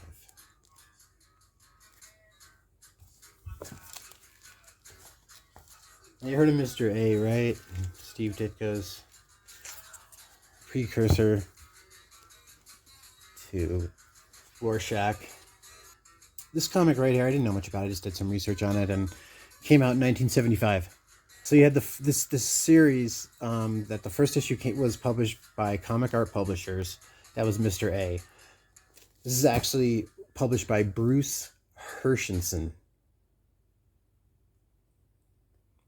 which was reprinted in 2011 by Robin Snyder, but and Steve Ditko.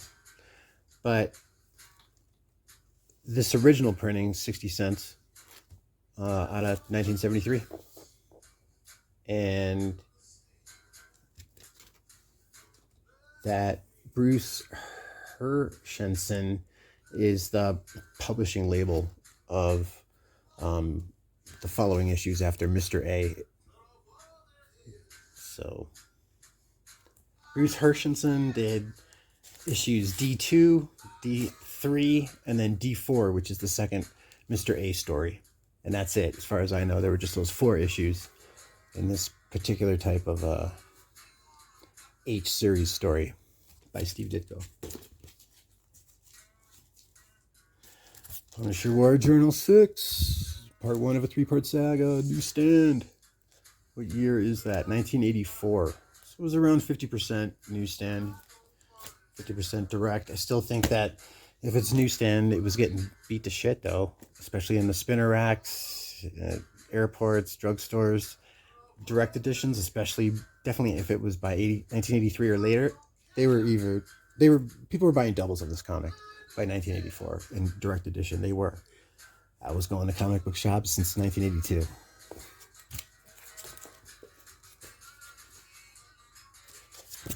Spider-Man 2099. That's right. Newsstand. I think it was 15% newsstand by 1990. First appearance of Miguel O'Hara, a geneticist, became Spider-Man 2099. Written by Peter David and art by Rick Leonardi. The Irish-Mexican superhero in Nueva York. Spider-Man 2099, cover date November 1992.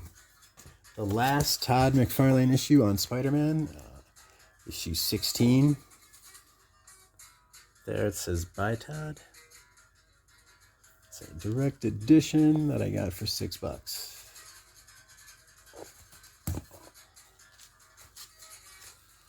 Speaking of Alan Moore, Spawn newsstand.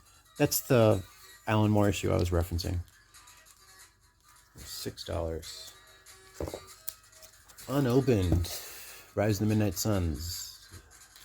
I got that for a newsstand. It was for $3, so especially since it was a newsstand and unopened. Yeah, why not? It's part 5 of 6. November 1992 cover date. It comes with a poster by Andy Kubert, inked by his brother Adam. This follows from Darkhold number 1, and then part 6, the part after this, concludes in Ghost Rider number 31. Right, yeah, that's right. Moon Knight, number 6. This is the only Bill Sienkiewicz cover of this series. So this is considered the second series of Moon Knight Fist of Khonshu, and it did run for just 6 issues, 1985. The only cover by Bill Sienkiewicz. $7.88. February 2001 cover date for $3. Great shape. All these are in great shape. I'd pointed out if there are any major spine breaks, spine rolls, spine takes, so forth. But this is VF Plus, at least copy of Sentry versus the Void. It is a direct edition, though.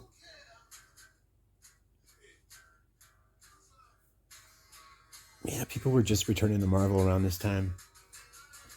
Not that many, really. Paul Jenkins, right? So he got together with Quesada because he was working with Quesada at Quesada's Marvel Knights label. They got contracted out to do the Marvel Knights label.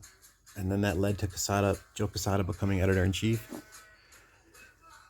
Bill Jamas was the publisher. Bill Jamas was president. Dan Buckley was leading publishing and running that department. And they had this gimmick that they created. Paul Jenkins started it, and it was like, what if we created this fictitious superhero? Said that Stan Lee was hashing it out with this guy. And well, they made up a name of it was like two names from the Marvel Bullpen, two like OG guys that I don't remember the name, but they took two guys' names, a first and a separate last name, put them together and said that Stan Lee created the Sentry with this guy. And they even had Stan Lee get in on it. He agreed. He was like on a Wizard magazine article, a tangent question, and Stan Lee said something like, "Oh, maybe, yeah, I think so. It kind of sounds familiar, but you never know. We hash out so many ideas. It might have got shelved. I probably did, yeah. The Sentry, sure." So they started stirring the pot, and we're talking pre-social media. We're talking around 98, 99, 2000. And it was just amazing. It was brilliant. And this guy has a very early 21st century kind of mentality. He's very like xenophobic, and he likes to isolate himself. He can't deal all the time. He just can't deal. He's like this superhero that is like this, spoof off of Superman. Because, the Marvel Universe doesn't really have a Superman, and it does, nowadays you could say they do, but around 2000 when this came out, if anything, they would create the Sentry to make fun of Superman, or to see like what would a real harsh form of Superman be, because it is Marvel Comics, right? I got that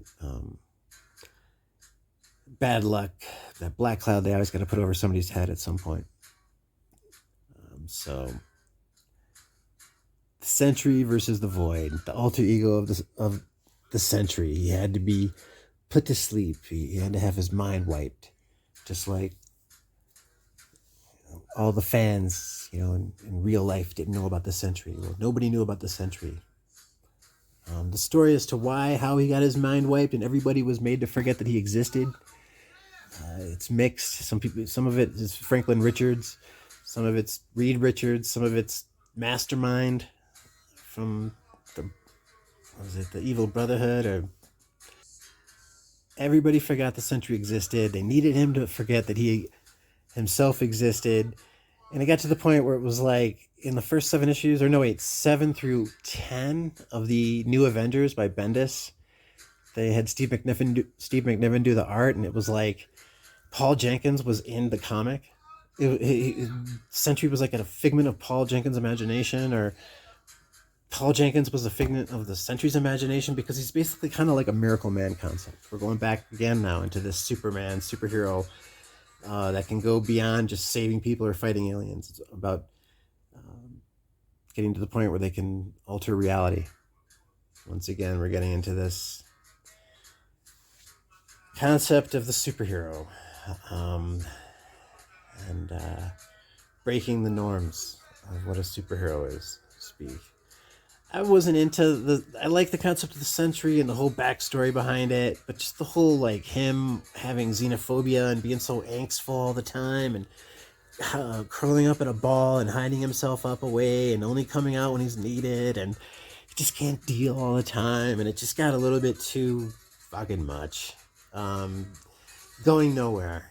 And the Sentry is always being this menacing part of himself, the darkest part that can do whatever, it can alter the universe and alter reality just like the Sentry can.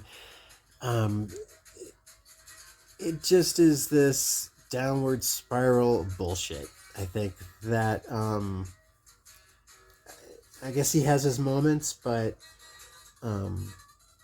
it just seems for a Marvel Universe, this type of character, I don't think they know what to do with them. I mean, nobody knows really what to do with modern day Superman anyway, as it is.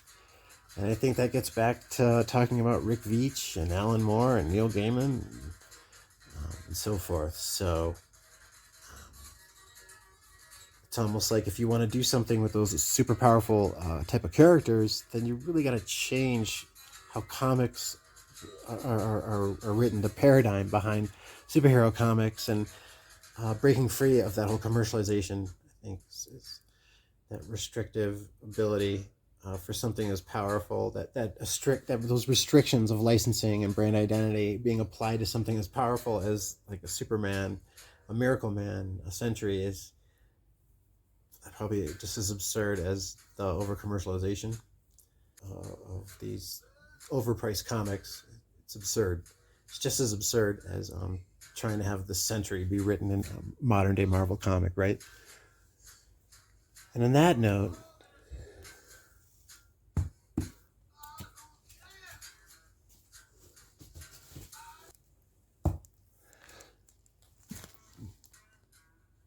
Mighty Marvel must-haves. Issue number 1. So Mighty Marvel must-haves, it just eventually just changed to Marvel must-haves. These were awesome reprints. There was 3 reprints, 4 in this particular one? 3 to 4 in each particular issue.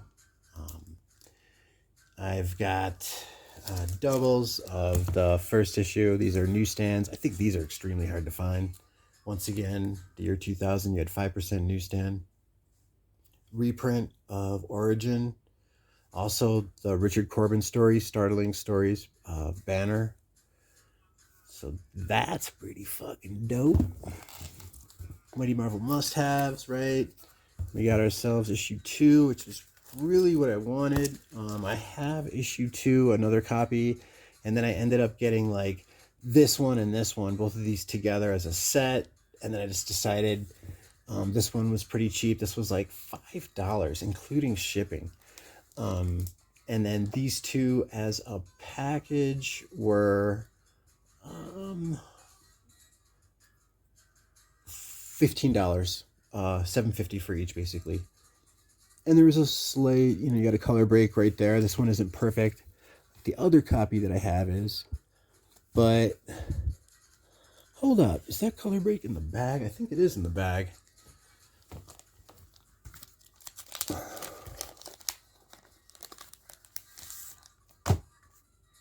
Yeah, that's pretty slick.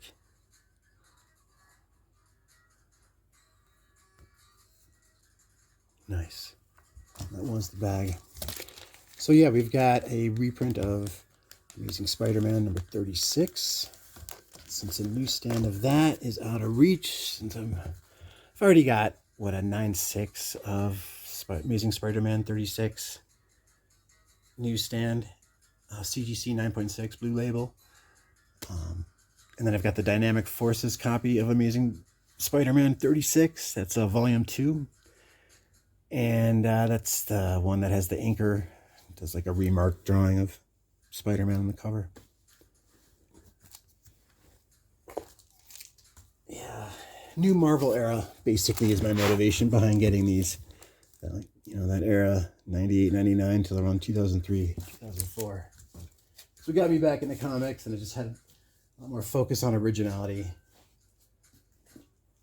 First appearance of Zorn. That was originality until they made him Magneto, which was fucking absurd. That's why I only want to collect the Grant Morrison versions of New X-Men from like 114 to 140. And then there's the Grant Morrison Michael Turner run, 151 to 154. So that is Michael Turner, right? Shit. Mark Silvestri is the artist on New X-Men 151 to 154. It's such a cool run. Right? Bam. Now that story was really fucking cool. That ran from issue 151 to 154. It's like a Days of Future Past type of story, a future version of that kid Sentinel. He came out during the tsunami line. They did. It's like an older version of Beak. Some fucking cool shit. Yeah, this was pretty much the conclusion of Grant Morrison's run. There were a few issues after this, but yeah, those are the ones that I really dug. And by the time this series was out, I was kind of weaning myself off of comics anyway, because this came out around 2004. And this was really, like I said, after like issue 140 of New X-Men, things were just kind of dragging on, and then they had this Days of Future Past, Here Comes Tomorrow conclusion, and that was it. Then I was things were sort of just like limbo. It was like Marvel Comics wasn't doing that well, and you could tell that they were setting themselves up more for something weird, and it turned out to be the Disney buyout. Because no way could you have that type of quality that they produced, and originality and stories, and then all of a sudden do the generic stuff that they were doing because of the event, right? Civil War was big. That was around 2005, 2004, 2005. Then Secret Invasion, and then boom, it was just that was their machine. That was the wheel that they wanted to keep turning. The event. That's really what fucked things up as far as keeping me as a customer, at least. Shit. So these are really hard to find in newsstand, these annuals, and just wanted to get it at least doubles. God damn, I can't believe this. I got triples now of like New X-Men 114 to 129 to Phantom X's second appearance. Hell yeah, I do. So here's the rest of the Grant Morrison stuff that I got, right? So, yeah, man. Check it out. Right? Is that like Teenage Negasonic Warhead? Its first appearance, I think, is this one.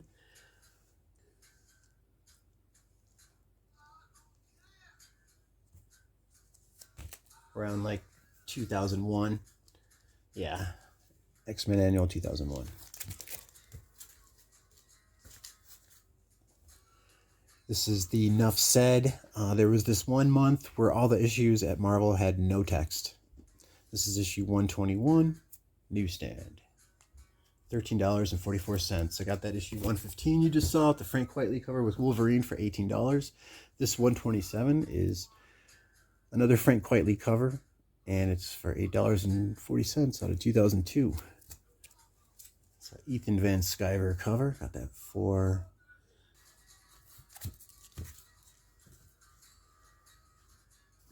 New X-Men 154, $20. I paid for that. Ultimates number 2, $34. I paid for this one. This is a second newsstand copy. This is extremely rare. This came out around 2002. Unlike the Ultimate Marvel Team Up, this one has Samuel Jackson's likeness. This is the first time Samuel Jackson is portrayed as Nick Fury. No, they did not have his permission. And they do discuss this process, Mark Millar and Brian Hitch, that process of stealing his likeness. They do discuss it in that 2-disc set that I told you about, Ultimate Avengers, that cartoon movie, Ultimate Avengers 2, the one that takes place in Wakanda, and it's the extras disc.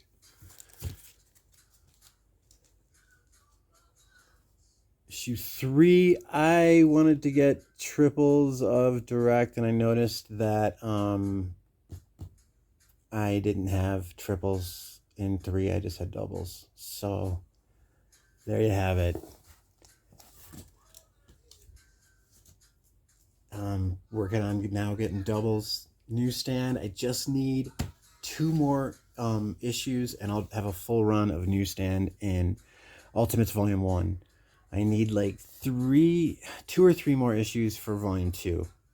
So that new Marvel era, new concept that was successful on a long time, on a well-known, popular comic book characters that they needed a revamp. They needed to be revamped.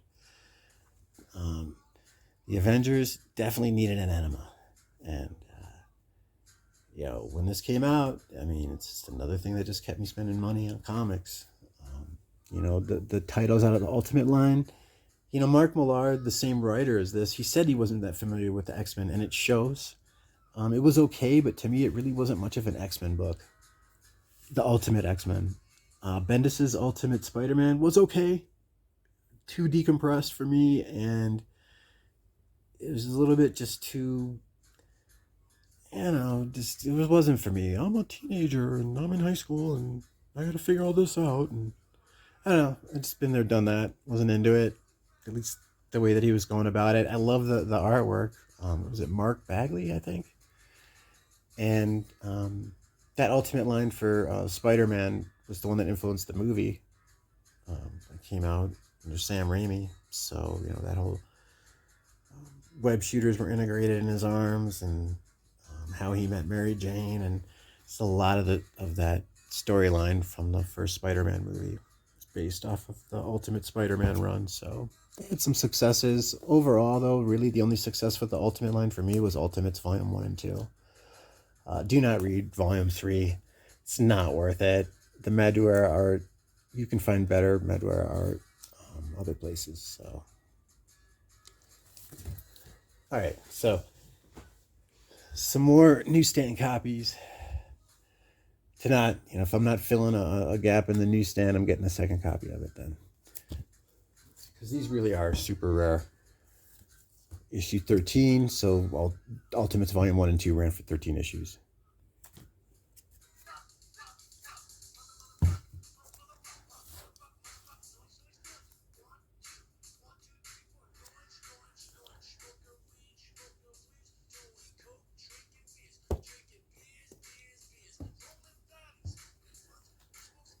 Signed by Jason Mewes.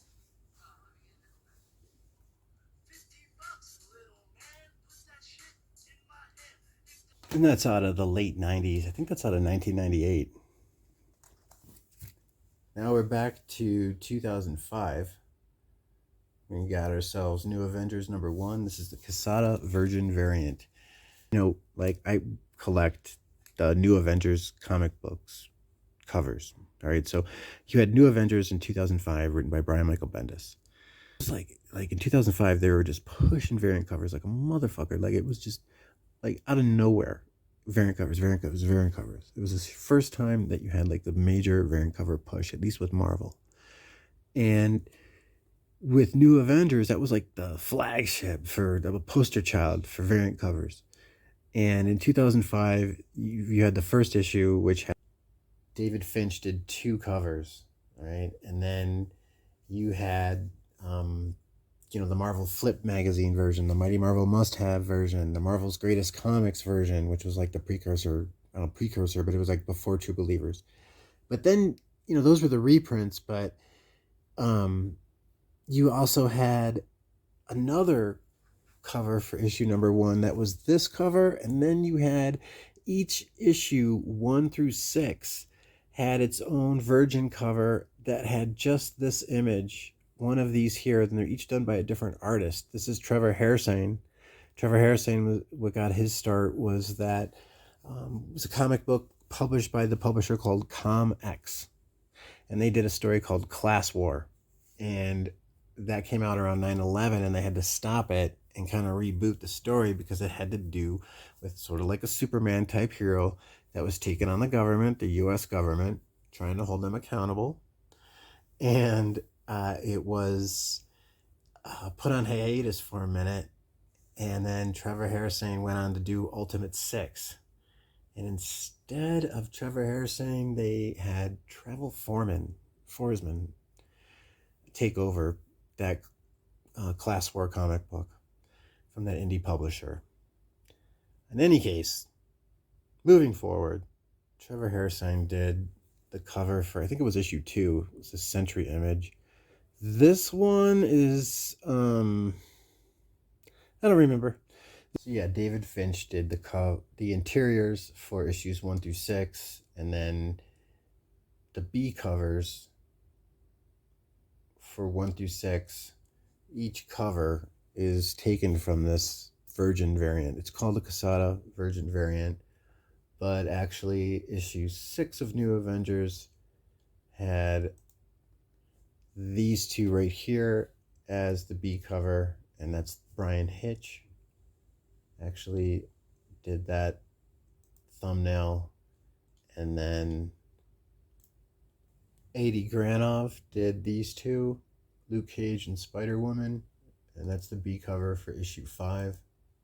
Jim Chung did this image of Ronin, just like one of the first images of Ronin is actually this Virgin variant for New Avengers #1, but then just this image right here was used for the B cover for New Avengers issue #4. April 2005 is the cover date for that one. Oliver Claypole did the B cover of Wolverine, and that was for the retailer incentive cover. As you could say, it was the B cover for New Avengers issue #3. And image is not here. This is actually done by Joe Quesada, this particular image of Wolverine. That's the only image of all of these that was not used for a retailer incentive cover. The rest of these images were used as the retailer incentive covers. And that's Steve McNiven that did this image of Spider-Man right there. So I guess, yeah, this is the Joe Quesada variant, right? Because this is the only image that wasn't used for a B cover of all of these groups was this image of Wolverine, the one by Joe Quesada.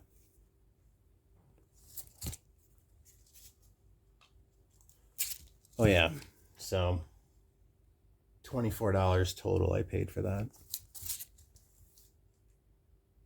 New Avengers, Marvel's Greatest Comics. This was like a True Believers type of reprint. Bitterroot, Image First. You know, all the Bitterroot comics are out of my reach. Whoops. The only comic printing of Bitterroot #1 that's not out of my reach is this Dennis Cohen's cover. He's the co-founder of Milestone Media. And this is out of 2018. And this is the C cover. Got that for $27.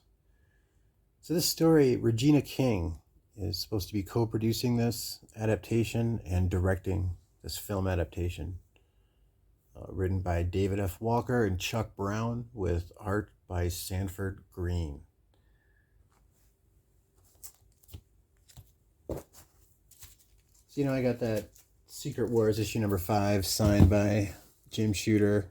I found also a newsstand copy of issue 12. I already have doubles of this run. The first copy I bought when it originally came out, and then around like 2005, I was at some comic book shop in Plymouth, Michigan, and just bought all 12 issues as a set.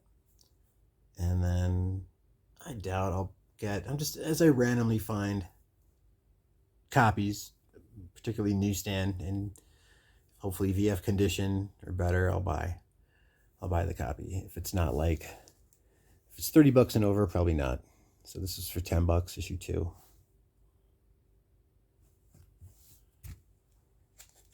And you know, of course, issue 7's gaining some momentum. This version of Spider-Woman. It's a Bob Layton artwork. Jim Shooter story. This is Mike Zeck, by the way, the main artist on the series.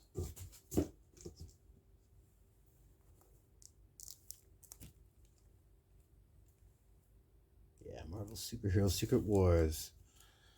Neat. Pharaoh, Gypsy Press.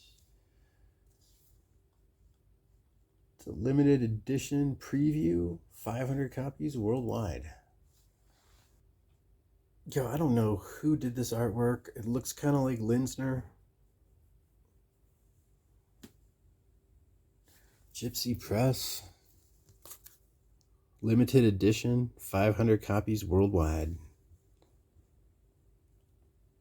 $10.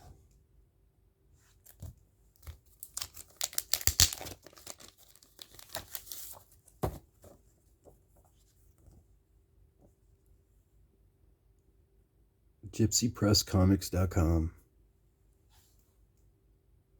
2001.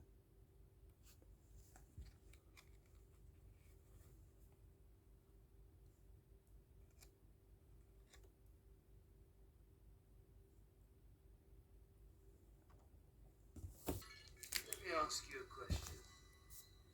And be honest. Do I make you horny, baby? Do I? Do I make you ratty?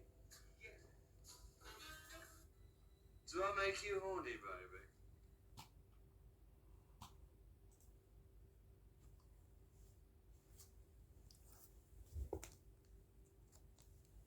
If you remember those Alterna comics I showed, Legend of Log. Fucking awesome. I love Legend of Log. His first appearance it came out on a Wednesday. It's more of a horror comic book anthology by Alterna Comics, but they have all types of stories. Science fiction appearance of Legend of Log it came out on a Wednesday, issue number 4. Why do I tell you that? Even though Ski Saharsky is the creator, Bob Berry does a lot of the artwork. The cover artist on this issue actually does some Legend of Log stories today. This is Swamp Thing, issue 104, Quest for the Elements. Ian Miller is the cover artist. I saw this, I at first was like, is this Ethan Van Sciver? But then I looked it up.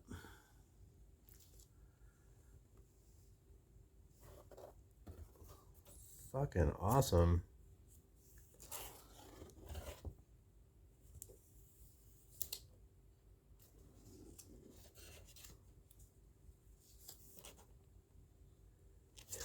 Ian Miller, ladies and gentlemen. $6.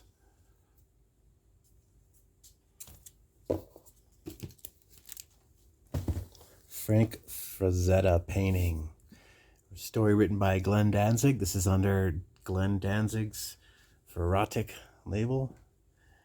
And Simon Beasley doing the interior artwork. Jaguar God. Issue 0. This is like a embossed cover. This is embossed right here in the font. Jaguar God issue 0 came out in February 1996. Issue 3 came out in March 1996. Issue 1 came out in March 1995, actually. There were only 2 issues in 1995. Issue 2 came out in August of 1995. And that cover is by Simon Beasley.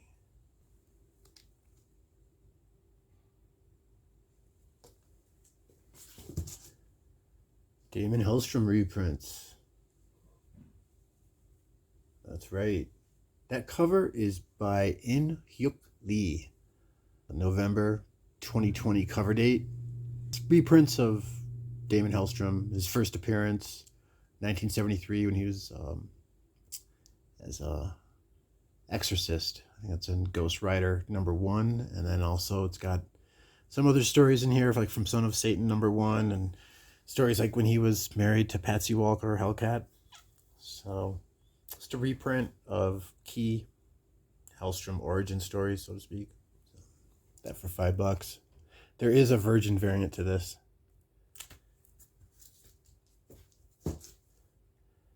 So John Bolton, I don't know if you recall, the Marvel Comics did reprints of their X-Men run, starting with, I think, Giant Size X-Men, then X-Men 94. So just that new run of X-Men that had Nightcrawler, Colossus, Wolverine, Storm. That run of X-Men was reprinted in a series called Classic X-Men, right? Written by Chris Claremont. And then in the back of Classic X-Men, there would be a follow-up story. They would add to the canon of the characters with these. The artwork on those stories, my point is by John Bolton. Most of them. So, like the story when Classic X-Men, there was an extra story at the end of it. I think I showed one. It was the reprint of X-Men 109, first appearance of Vindicator, where they had Banshee and his brother at odds against each other against this one girl. Anyway, there was another story where Nightcrawler wanted to walk just on a sidewalk during the day and not be messed with, and without using his ring that made him look human, that made him look Caucasian, right, so to speak. And he was followed by Wolverine the whole time. That story was illustrated by John Bolton. So anyway, that's John Bolton. Hopefully that gives you an idea of some of his more mainstream work. But John Bolton, Halls of Horror, issue number 1. Got that for $6. Cover date June 1985. You've got reprints that are colorized in this particular comic. This came out June 1985, and it's reprints from 1981. 3 stories, actually. One of them, The Monster Cabaret. It's got Vincent Price featured in it. The reprint actually is missing 2 pages from the original black and white comic. But John Bolton did the art for all these. Very OG, right? Like very much like illustration.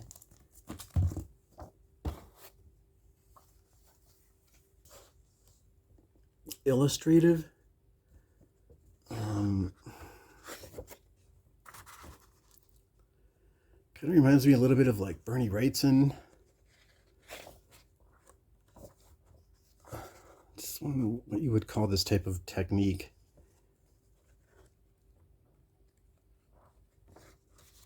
So the first story is The Monster's Ball. The second story is The Werewolf, part 1 and 2, written by Steve Moore. That other story, Monster's Ball, was written by Des Skin. So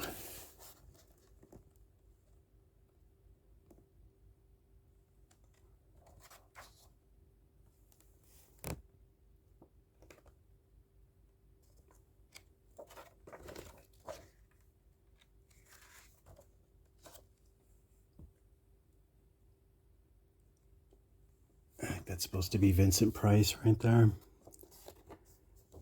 He's just narrating the beginning of it. Okay, no, he's actually a character, it looks like. How would you describe that technique? Because, you know, it's different. If you look at that artwork I just showed you and then compare it to the artwork that John Bolton did in classic X-Men, those follow-up stories that he had, it's way different, you know. Those classic X-Men stories, especially like the eyes of the characters, reminds me more of this cover. This is by John Bolton. More modern take now. Vampire Lestat from Innovation Comics. And then this is supposed to be the first appearance of Interview with the Vampire. Vampire Lestat, Innovation Comics, out of 1990. 30 Days of Night. This is it's like what it says, it's like a promo. It was $3 though, actually, when it initially came out. Wow. I did pay $5 for this. This is my second copy. God, looking back at this, I'm like, why the fuck did I pay $5 for this? I've got, you know, first printings of the first 3. Those that 3-issue limited series when it originally came out, and so I just wanted to get this. This also has a preview for Red Snow, I believe. So Steve Niles, Ben Templesmith, creators of 30 Days of Night. Just a really awesome version of vampires that I really hope they work with this franchise. They've made a 30 Days of Night 2. I know they made 2 movies. You know, the first one that was produced by Sam Raimi, and then a second one that had the guy from Lost, the guy that kept screaming Walt, you know, looking for his son kept screaming Walt. Like, that was his role when he auditioned to be on Lost. They're like, scream the name Walt over and over again when you're floating on water. And he got the part, so. But that guy was in the second 30 Days of Night movie. And man, there might have been a third one, Return to Borrow, but I think the second one took place in, it was LA or New Orleans.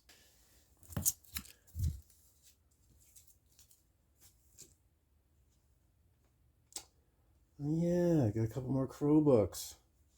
The Crows, Skinning the Wolves. This is out of December 2012 is the cover date. So James O'Barr wrote this. This is 3 issues. James O'Barr wrote Curare, and he wrote The Crow Skinning the Wolves. He did the cover art for The Crow Skinning the Wolves as well as Curare, which was also a 3-issue limited series, but it's Terry that did the interior art. Jim Terry. And this takes place in World War II. It's like a concentration camp. This guy comes back for revenge. Image Comics did a 10-issue Crow series that is Eric Draven's story, actually. And that came out in 1999. And Todd McFarlane did the retailer incentive, or an alt cover, a variant cover, basically, for the first issue of that. I just wanted to note that. The Crow Death and Rebirth also came out this year. Started in July 2012. That was a 5-issue limited series, and that had a bunch of variant covers. James Labar did.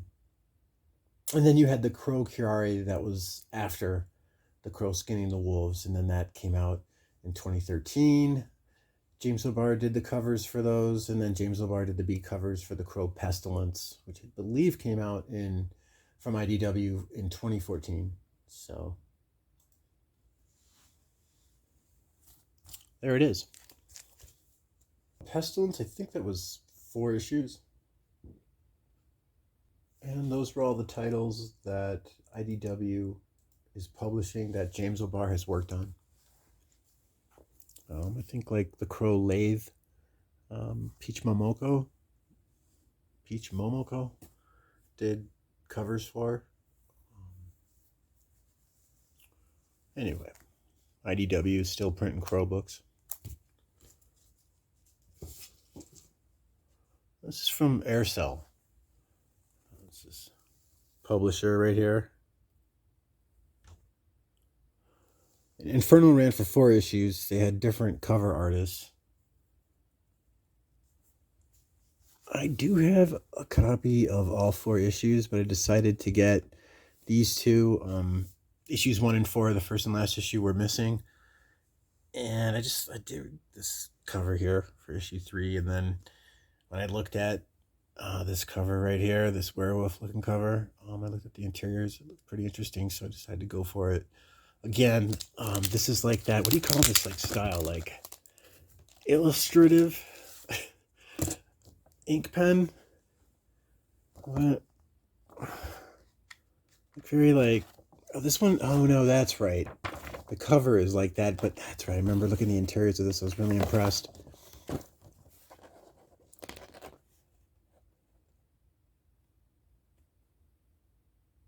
All stories created by Watson Proteo.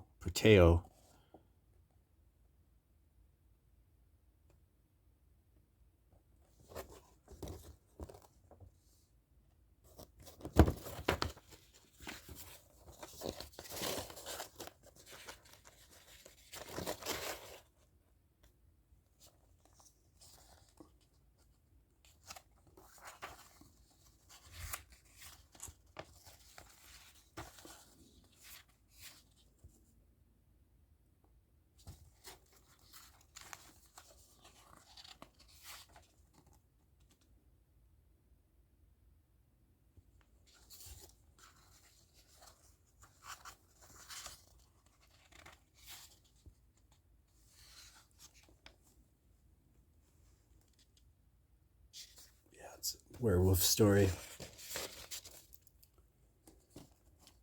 It came out on a Wednesday from Alterna Comics. They got this badass werewolf cover. It's in black and white. And I know they also got this ongoing series called Wolf and Batsy. It's an adult-themed comic book. This woman that's like a vampire or a witch. I think she's a vampire, and she hangs out with this werewolf. It's something new from Alterna, so I haven't checked it out yet.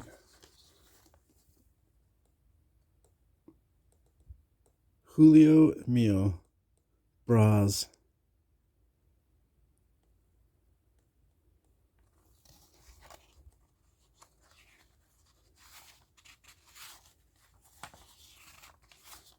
Wow, this artwork is just outstanding.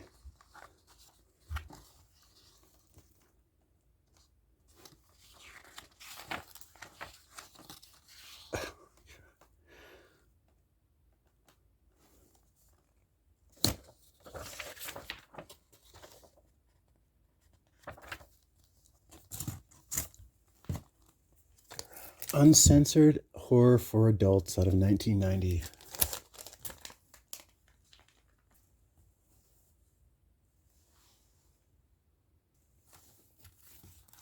Right. This next comic I didn't know anything about. This is Beck and Call Investigations. This is from Caliber Comics, actually. Issue 6, final chapter.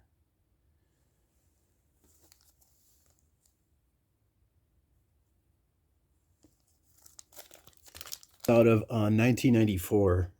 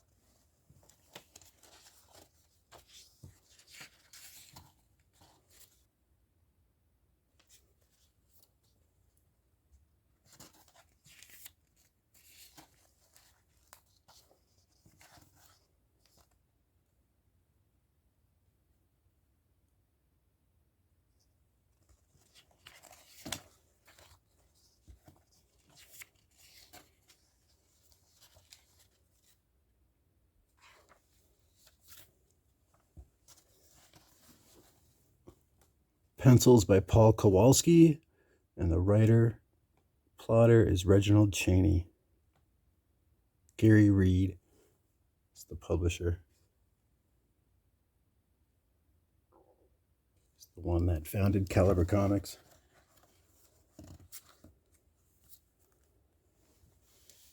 Second volume of Dead World, so it's like a flip. Issue 13. Wow.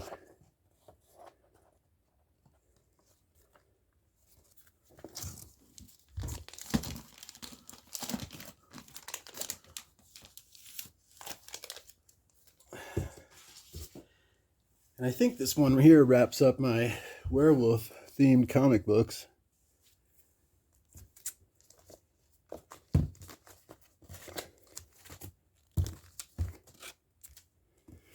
This is an indie comic. I believe it's out of the 90s. And it's written and drawn by this woman, Danielle Presedo. Out of November 1994 is the cover date. Dramenon Studios. Dramenon Studios. Let's take a look. I saw this. I mean, usually, like, for me, like, a photo image like that is usually something tacky, but I thought it looked really cool. First printing, 1994, number 1. Dream Wolves. George Bernard Shaw quote. Now you see things that are and say why, but I dream things that never were and say, why not?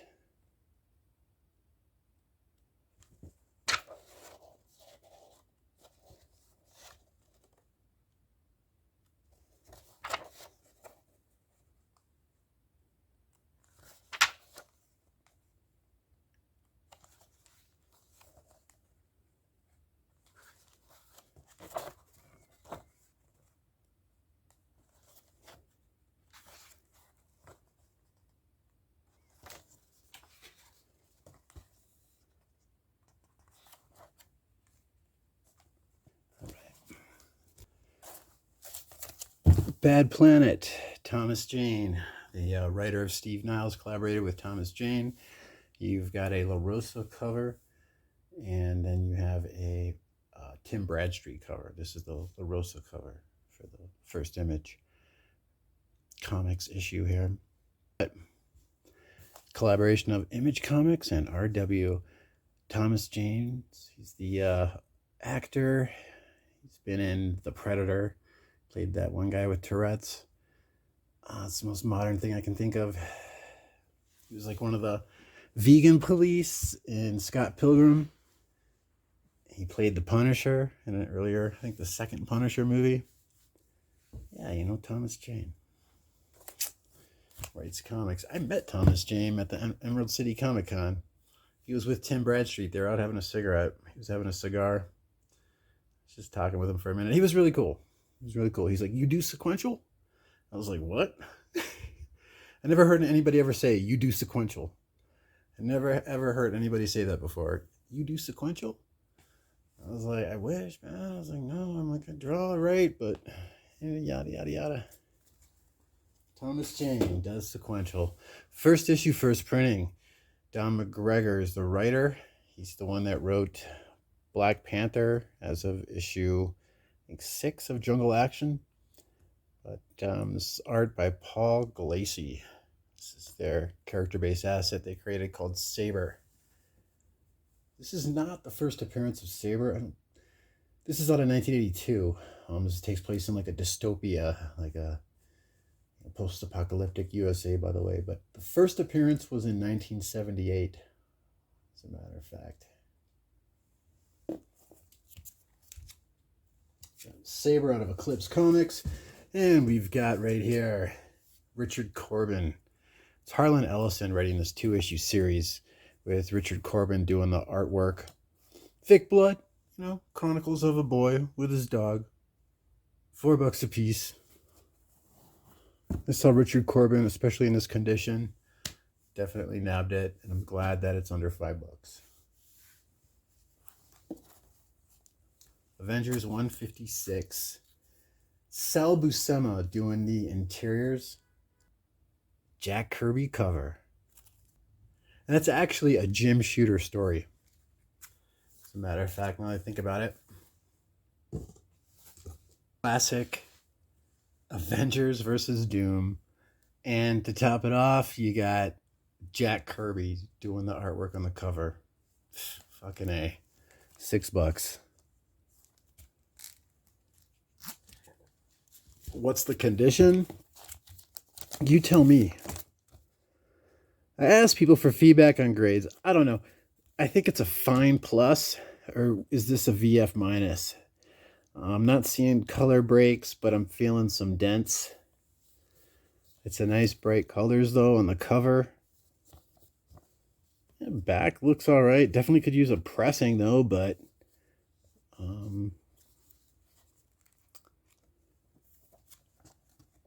it's not bad. Interiors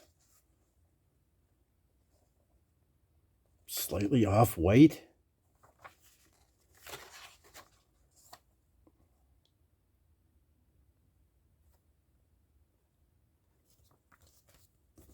No staining.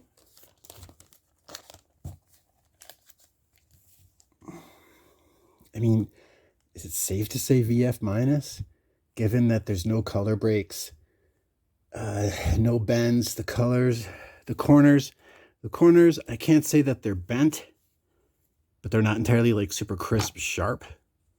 That one is. By the spine they are. This one, it's not dented, but it's not like super crisp, sharp. Oh, speaking of the Avengers, this is like that dark take on the Avengers. If you look at the cover of the Authority issue 14, it's like this real twisted, dark take on the Avengers. So this is the first appearance of this like dark version of the Avengers. They're like this, I don't know, early 21st century former USA version of the Avengers, basically. If you look at the cover of the 14th issue of this, you'll be able to see it, what I'm talking about. I've actually got, whenever I see this and it's under $5, I buy it. So I've got like at least 5 copies for each issues 13 and 14. It's like their version of Iron Man, and they're really super evil and all around. The version of Thor, Hulk, Giant Man. They have a big throwdown in issue 14, and it's just definitely non-conventional storytelling about superheroes. I'm not talking about like how long the metaphysical lines of Rick Veitch and Alan Moore's take on superheroes. No, I'm just saying, it's just more raw, like The Boys. Like The Boys. This is a precursor to The Boys. You know, Garth Ennis. His story.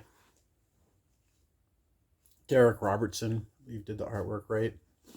So, yeah, I would definitely say that this version of the Avengers and the Authority in general really is kind of like a precursor to that whole type of outlook on take on the superheroes, you know, like non-conventional, um, not much as far as bravado, just more like rated R, let's just say. And there was a lot of stuff like that coming out, I guess, because you had The Boys, you got, before that, you had The Authority. Before that, you know, you had Rick Veitch's Brat Pack, without getting too deep. But what else did you have? You also had Straczynski's and Dylan's Supreme Power. That was out of Marvel. That was their like modern take on um, Squadron Supreme. So that was going on at the tail end of New Marvel. This is New Marvel era type stuff. That unofficial name for this renaissance that was going on. Wildstorm was putting out this story that I think Warren Ellis and Brian Hitch, that artist that was working on the Ultimates. See the trend here. You're getting people like myself that haven't been in comics for a while. We stepped out around 89, 90, came back around 2000 when we saw how comics were taking off. They were at a point where the comics should have taken off at from. Comics, instead of going to the speculator bubble like they did by the late 80s, pushing everybody out of comics, you have and then the poor storytelling that went on throughout the 90s. Then you have all these concepts of superheroes and superhero teams, which really is where stuff should have went by like 1990. And it was not only this out of bounds, non-conventional, like mainstream version of superheroes, but it was well done. I mean, it was done by skilled writers, very talented artists. So I read The Authority for these Millar quietly issues up until, and then some, maybe a few issues more after that. But it was that Frank Quitely Millar combination, when things started to change. That's when you really started to notice. That's when I really was following like writer artist combos. Um, and then, you know, when Millar quietly started having their names pop up over at Marvel. Quietly was doing New X-Men after this, and Millar, you know, went on to do Ultimates. So when I saw those names after seeing this issue and issue 14 was one of the comics that got me back into comics. When I saw issue 14, just that cover alone with that tripped out take on like that real evil version of the Avengers, I was just like, sold. Yeah, where have you been my whole life? So cool take on superheroes. And also in that new Marvel era, you know, like that 9/11 sticker. It's like kind of a manga style artwork with Taskmaster. This was before the Tsunami line, but Taskmaster. This might actually be, I don't know, I didn't read comics in the 90s, so I don't know if Taskmaster had a series in the 90s, but this was the first short story I saw of him. So I got this just as a cover by. I thought that looked really sexy with Elektra there. Black Widow. Dennis Malieve Stewart. So we got Alex Malieve doing the artwork there. It's a True Believers reprint. Daredevil issue number 80. The reprint from 2018 to mark the 20th anniversary of Marvel Knights.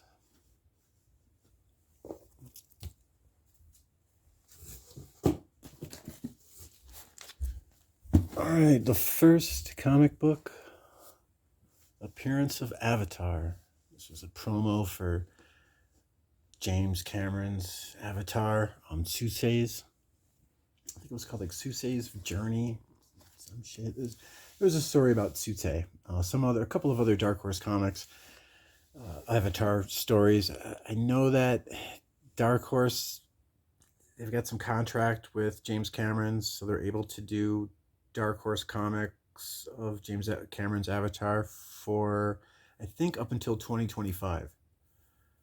So the art in that Cameron Avatar story is by Doug Wheatley. Sherry L. Smith is doing the story. You also got a backup story. It's kind of like following the trend today. Got people, a bunch of acres of land, planning to do some type of separatist movement in the United States. Briggs Land by Brian Wood. Also out of Dark Horse Comics. Right. Dark Horse Comics. Supplement to Wizard. The Guide to Comics. A Wizard and Dark Horse collaborations. The Ashcan copy of Ghost in the Shell. First comic book adaptation. Masamune Shiro. Masamune-san. That is the writer and artist, creator of Ghost in the Shell. I think the animated movie came out 1995, 1996. It's amazing. Aliens Predator. The Deadliest of Species. This is out of 1993. The Ashcan from Hero Premiere issue 3. This thing is still sealed in the bag that it came in. The seal is still intact on the back.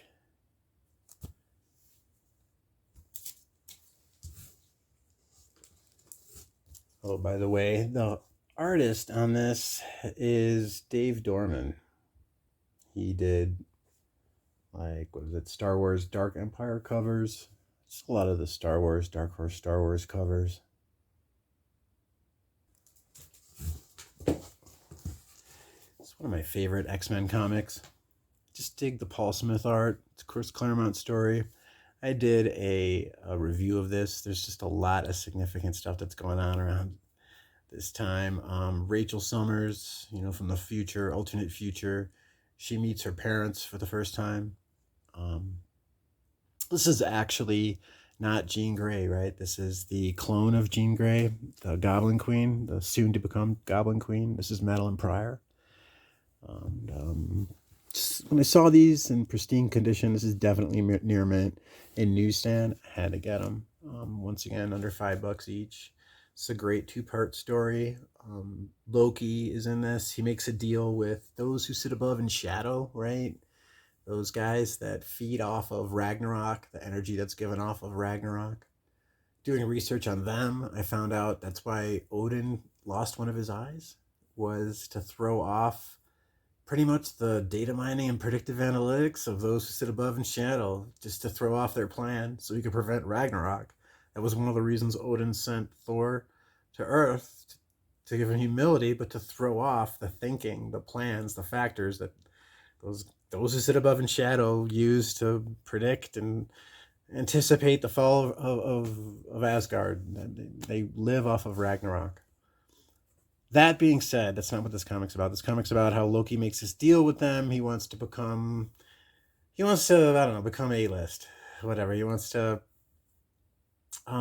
become as worthy as Thor, I believe. And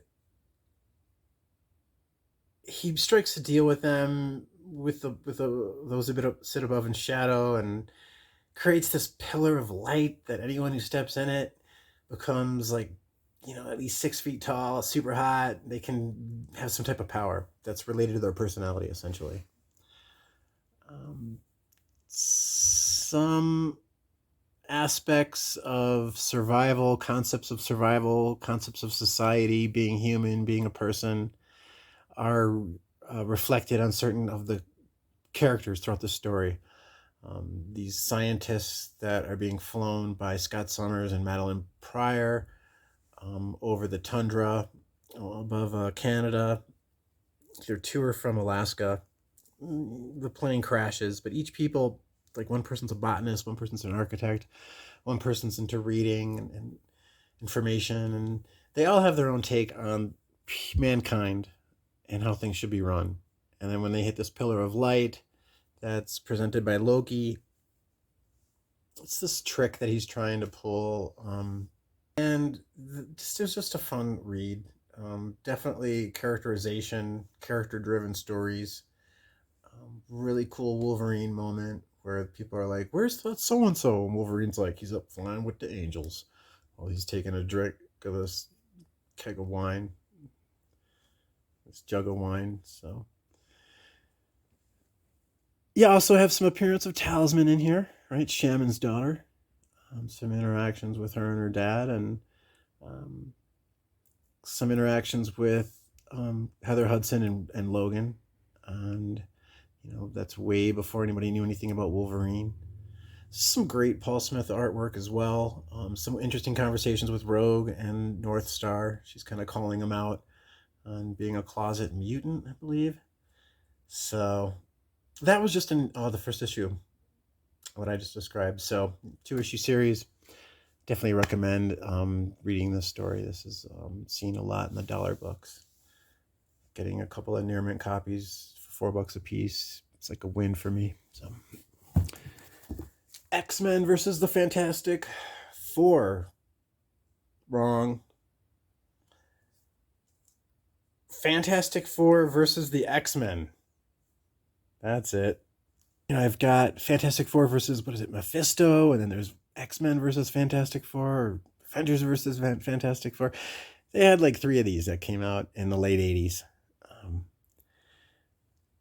3 different types of 4-issue limited series. It's like X-Men versus Avengers, Fantastic Four versus the X-Men, and Fantastic Four versus Mephisto. So when I saw this in newsstand, it's the first issue, just decided to get it. I can't believe they charged me $5 for it, though. Oh, yeah. Now we're talking 1992, 93 reprint of the first appearance of Doctor Strange. 1963. These Marvel milestone editions were reprinting comics 30 years after they came out. Like first appearance of Spider-Man, Avengers, Fantastic Four, first appearance of... they did like first appearance of Sabretooth as one of the Marvel milestone issues. Don't confuse this with Marvel Milestones with an S that came out around 2005, 2006. Yeah, 2005, 2006. This is a really nice copy here that I got.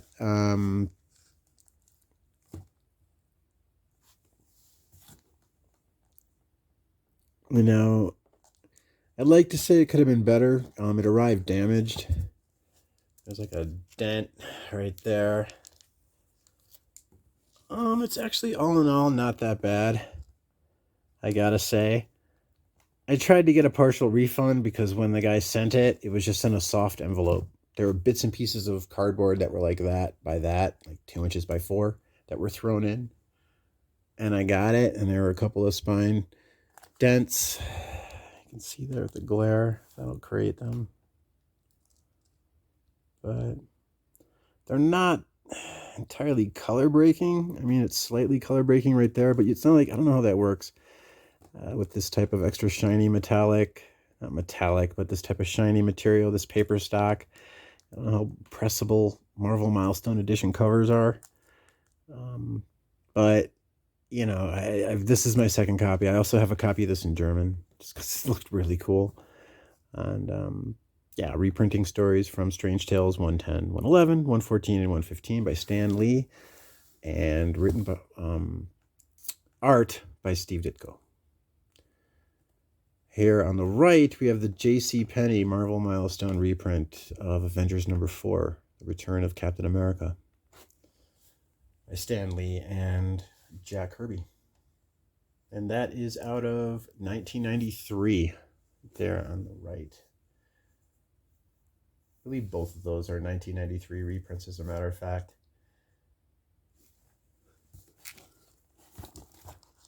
This reprint is really hard to find and near mint. I mean, so is this actually. This Avengers 4 is really difficult to find, and at all, really, period. This is not that easy to find in VF condition. I've seen beat up copies of this. It's still far and few between. I don't really find any Marvel Milestone in VF condition out in the wild anymore. I rarely see them as it is, and when I do, they're not worth buying. I think these have had a high print run, so I would be picky about the grade. If you're hardcore about it like me, then make sure you get at least a VF and willing to pay a premium. This one actually was only like $15. This JCPenney was $45, and then that Marvel Milestone Edition Captain America, what I paid for that was not cheap. Marvel Milestone Edition Captain America, $53. It's out of 1941. It's the original printing. Right? What's that? So that is written by Jack Kirby and Joe Simon, and then accredited pencilers are Jack Kirby and Joe Simon.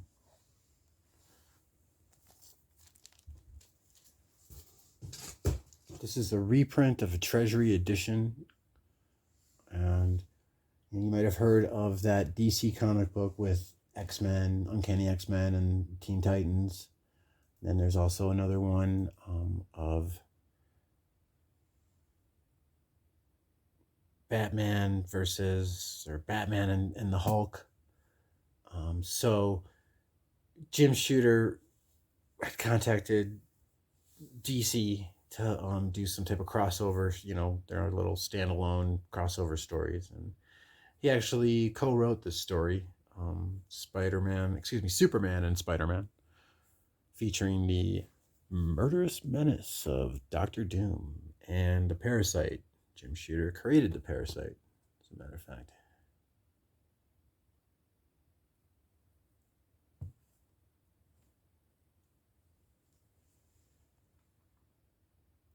That's out of January 1995, and it's a reprint of a Treasury edition that originally came out in June 1981. John Romita did the layouts of that cover, with Bob Larkin doing the finish painting. And Marv Wolfman did the plot. Jim Shooter did the script, with John Buscema doing the interior illustrations.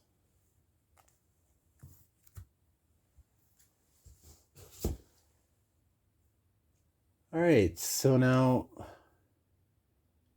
you might have seen Silver Age Classics, right? It's black. It says Silver Age Classics. That came out in 1992. So a year later, you have DC Silver Edition, okay, of House of Secrets, issue 92, the reprint of Saga of Swamp Thing's first appearance, the Saga of Swamp Thing. The Swamp Thing's first appearance, and that's written by Len Wein, with art by the infamous Bernie Wrightson. That's right. So that is the Silver Edition, not to be confused with the Silver Age Classic that came out a year before. And then 7 years after this one, in the year 2000, you've got the DC Comics Millennium Edition, House of Secrets, issue 92. Also by Len Wein, with art by, that's right, Bernie Wrightson.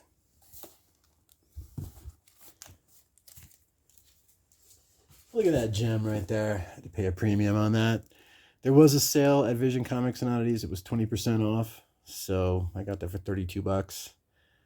And I've been looking online to see if there is a version of Action Comics that has this, what do you want to call this, deluxe format. This came out in the year 2000. Reprint of Batman issue number 1.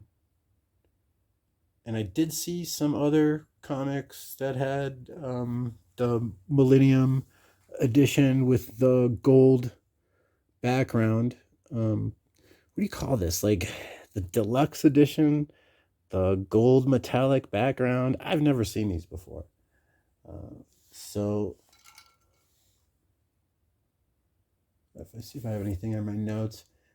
DC Comics Millennium Edition, Batman 1, spring issue, gold metallic background cover reprint. Yeah, written by Bob Kane and Bill Finger.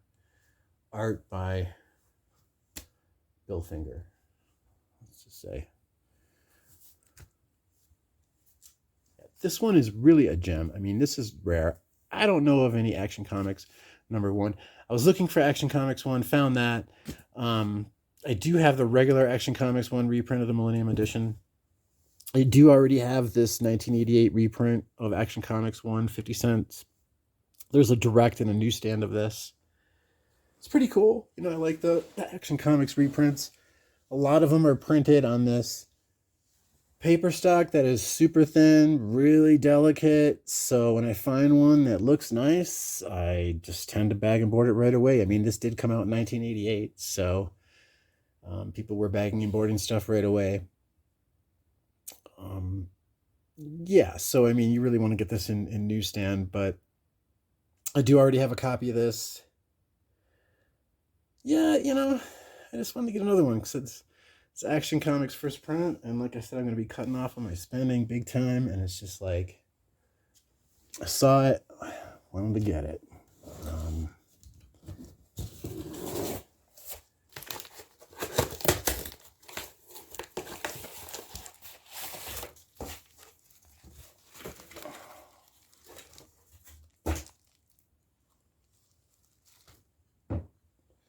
So this is out of 1974, and if anybody knows of any earlier Action Comics reprints, let me know.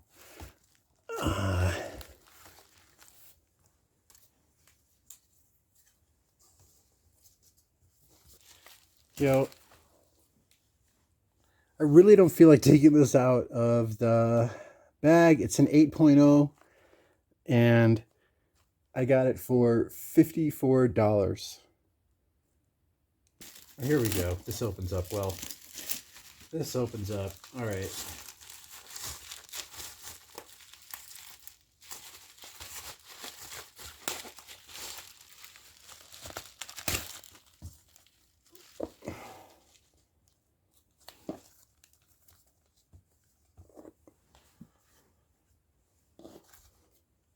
So there is the spine.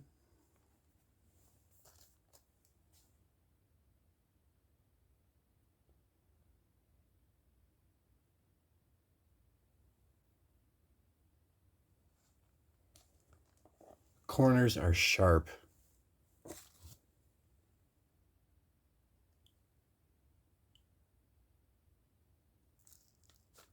Hell yeah.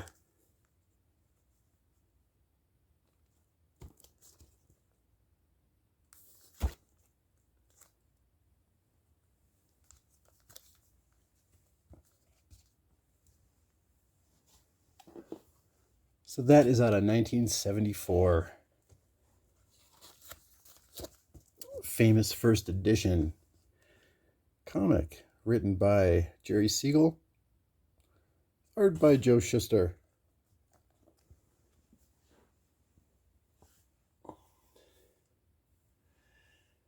And once again, their original concept was influenced by the Nietzschean concept of the Superman, not the Hitler concept. I think like Nietzsche is to Hitler as Darwin is to the United States. It's just twisted. You know, Nietzsche was more about, very general interpretation would be kind of like levels of consciousness. You start off like a child, you learn things, you think you know everything, you get humbled by them, and then the cycle of consciousness can keep spiraling, growing.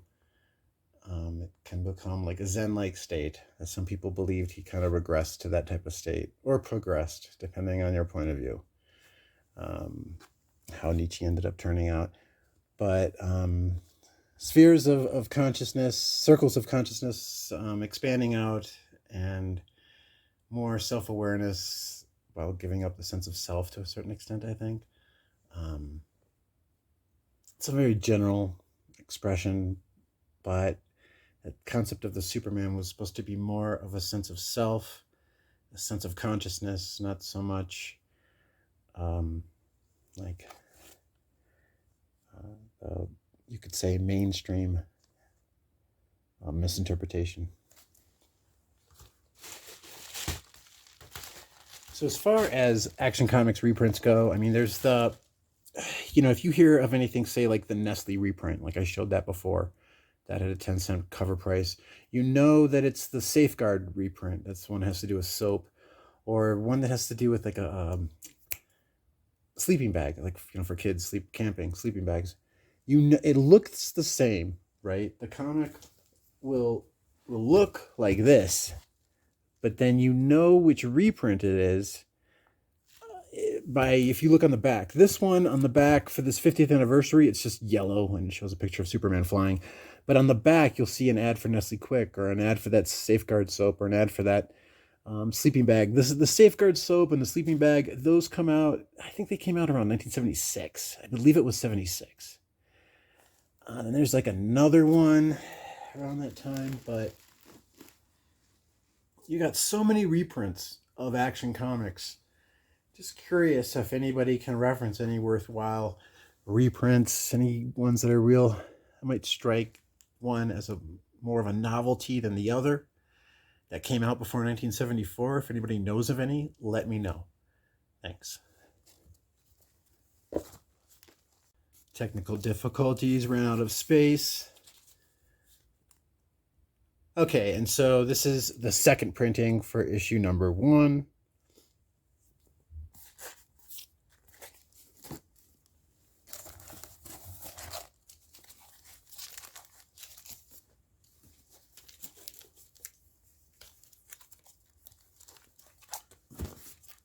And issue number 2 came out in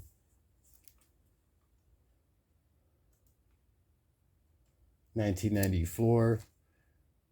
Paid $12 for one and $16 for the one with the signature.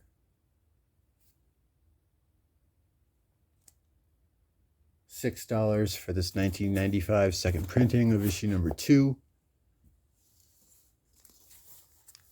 Now issue number 3, as far as I know, there's no second printing. There's no B cover. Except for issue number 4. We have a B cover right here. Don't you know? Autographed.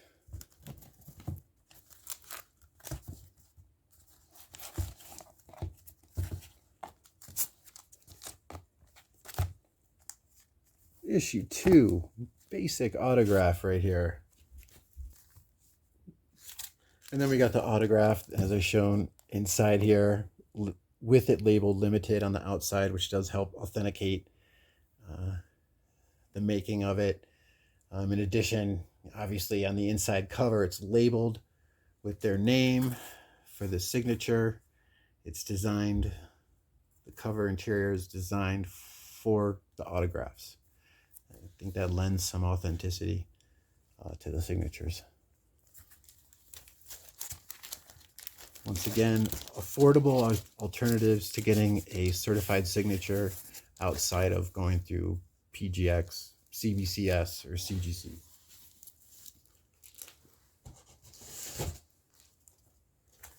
Three more to go. Let me just go real quick here. Sirius Chlor number 1 limited edition, signed and numbered by Dark One. Right, so it's got the flyer with it. I got a great deal. I got $20, like $21 for all 3 of these. So art by the Dark One, Greg Williams. Here we have his signature. It's the same interior as the issue of Chlor number 1 that I reviewed before last year. And it does say Chlor Limited number 1 right there. So that, I think, adds authenticity to the signature.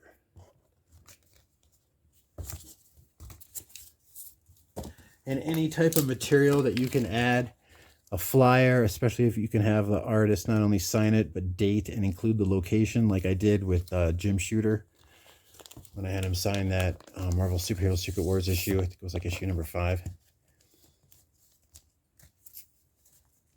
Anything extra like that helps. When I met Neil Adams in New York City, I asked him to, I go, could you write NYC 2018? And he paused and he goes, no, you don't need that. I didn't argue with him, but I was just like, what the hell? Okay, this is from the Dark One, Third Eye, limited edition. These books are so cool. I'm getting hooked on these serious Dark One books.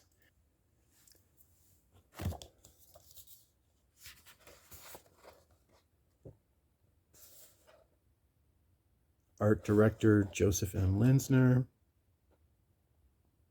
All artwork by the Dark One. 370 of 1,000 copies.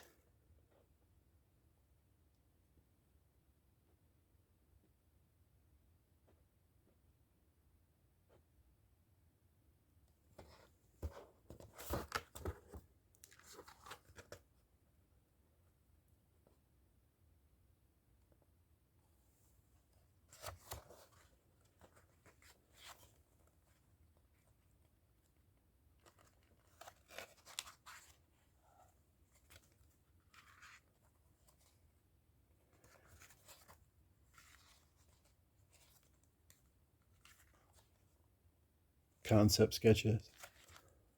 Some great pinup artwork.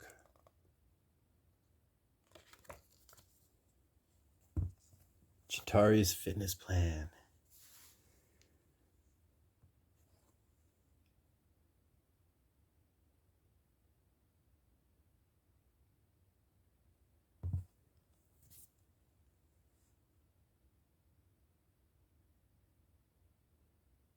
So now, made a mistake.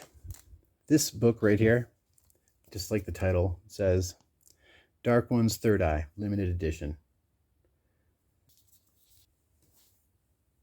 This right here is Book of Lore, limited edition, issue number 1.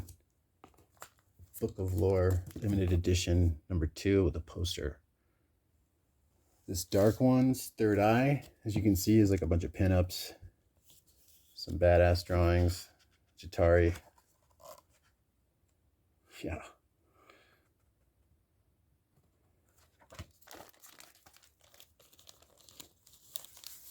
Paintings by the Dark One. Peregrine Entertainment, Books of Lore, limited edition collector's set. Here we have the author and the artist.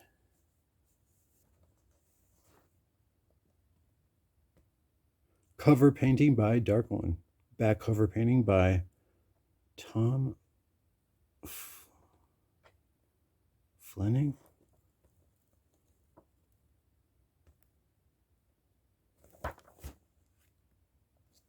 So we got this autograph by Habor and the writer.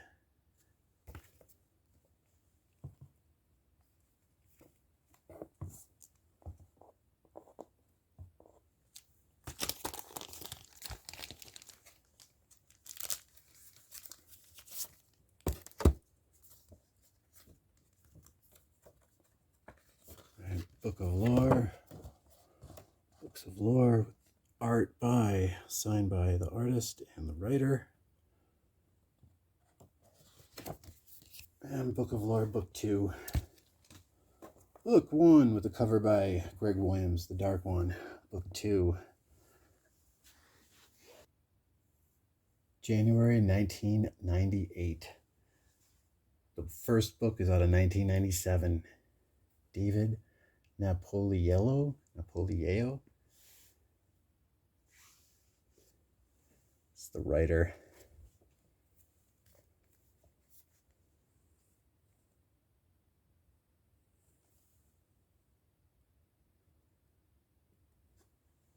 Dan Parsons did this cover.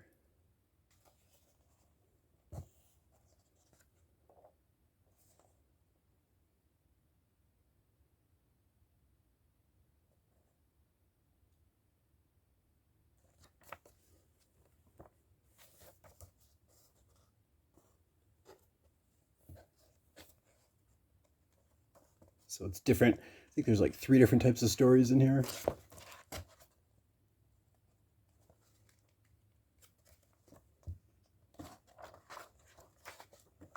That closure.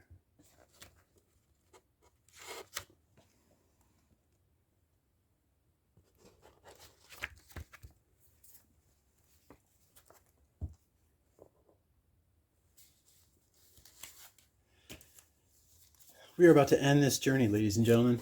Thank you very much for making it this far with me. Thank you for coming along, and thank you for your subscription. Thank you for your time and any type of feedback.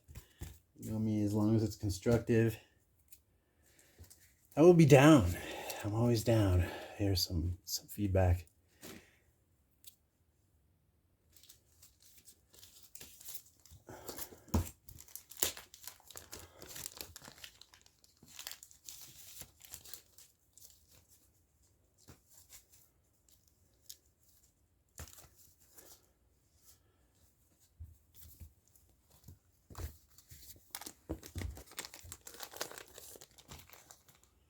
By the way, take a look.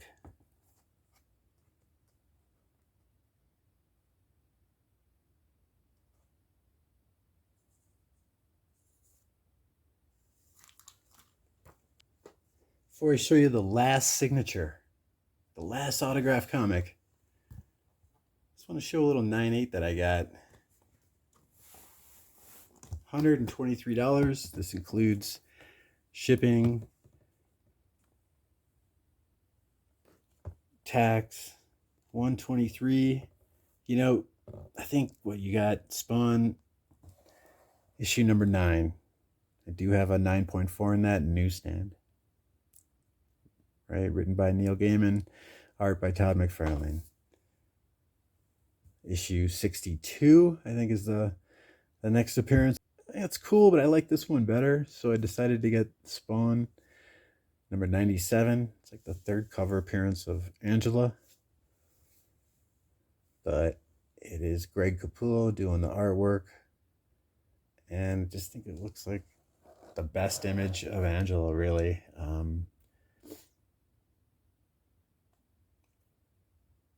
July 2000.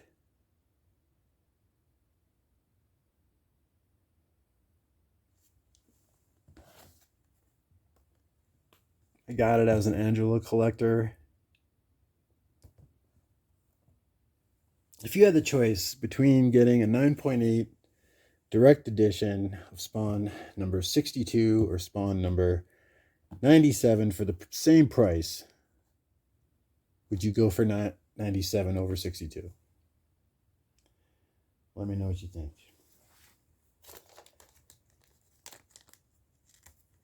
Oh, and to wrap up this haul,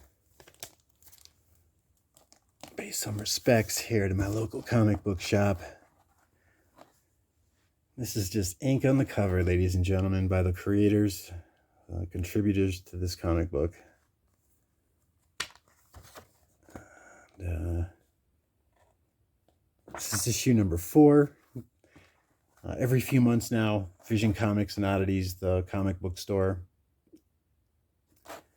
Chris, the owner of the store, Chris Lanham, he wants to produce a comic book. And the main organizer behind this is AC Canales. I've been noticing he's been doing 8-page stories. And then other contributors, is at least 2 to 3 other contributors in these issues. And they get pretty much 4-page stories. I don't know if that's by choice or by design or what. And sometimes I might throw in another 2-page or 3-page story, but it's usually an 8-page story by AC Canales.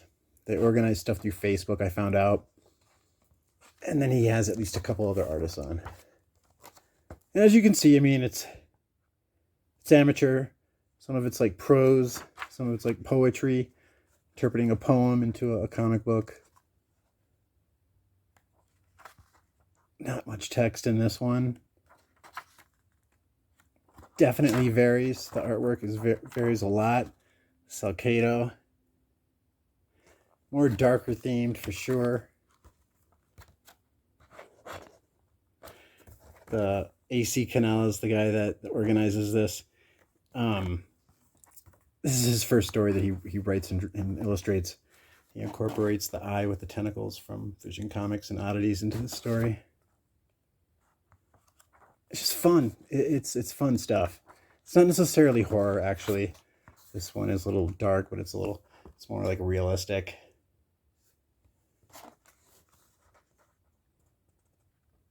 A little avant and mysterious, but I mean, this girl's pissed because she's hitting on her boyfriend, right? Or her boyfriend is hitting on her. And that eye thing with the tentacles had crashed from space and flew through some guy that was about to kill her. Saved her life in a sense, right? Yeah, just random fun stories, just supporting local artists. That's why I got this. And Chris Lanham had him autograph this portrait somebody drew of him right there.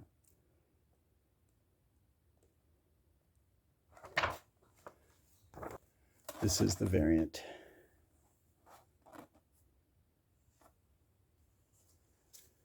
Woo-wee! Woo-wee! Woo-wee! Yowza. We all just went on a journey. I haven't made a video in a while because just shit has been draining. Life has been draining. I'm not going to get vaccinated, so I'm not allowed to work right now.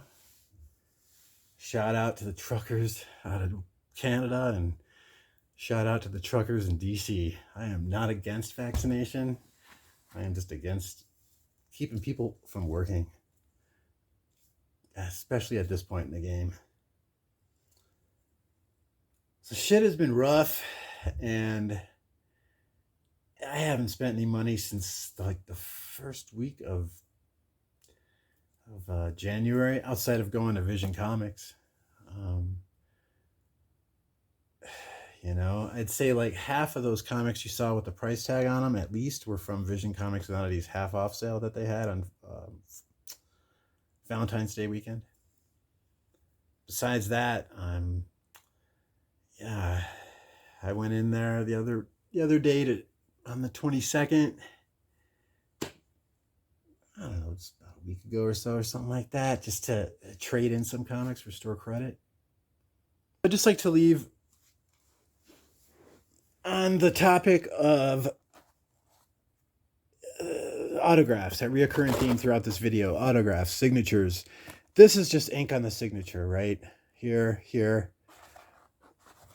you know, whatever. And then, you know, you can have your CGC certified yellow label.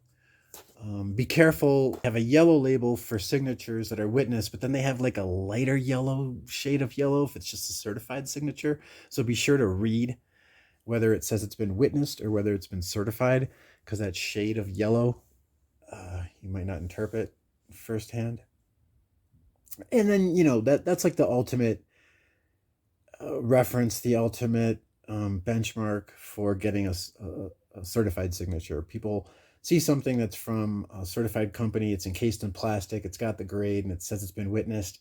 People believe that that's a solid signature. You've got, you know, when you get stuff like books that have extra pages in them that are published for the actual signature for that event, for that limited edition, to me that's another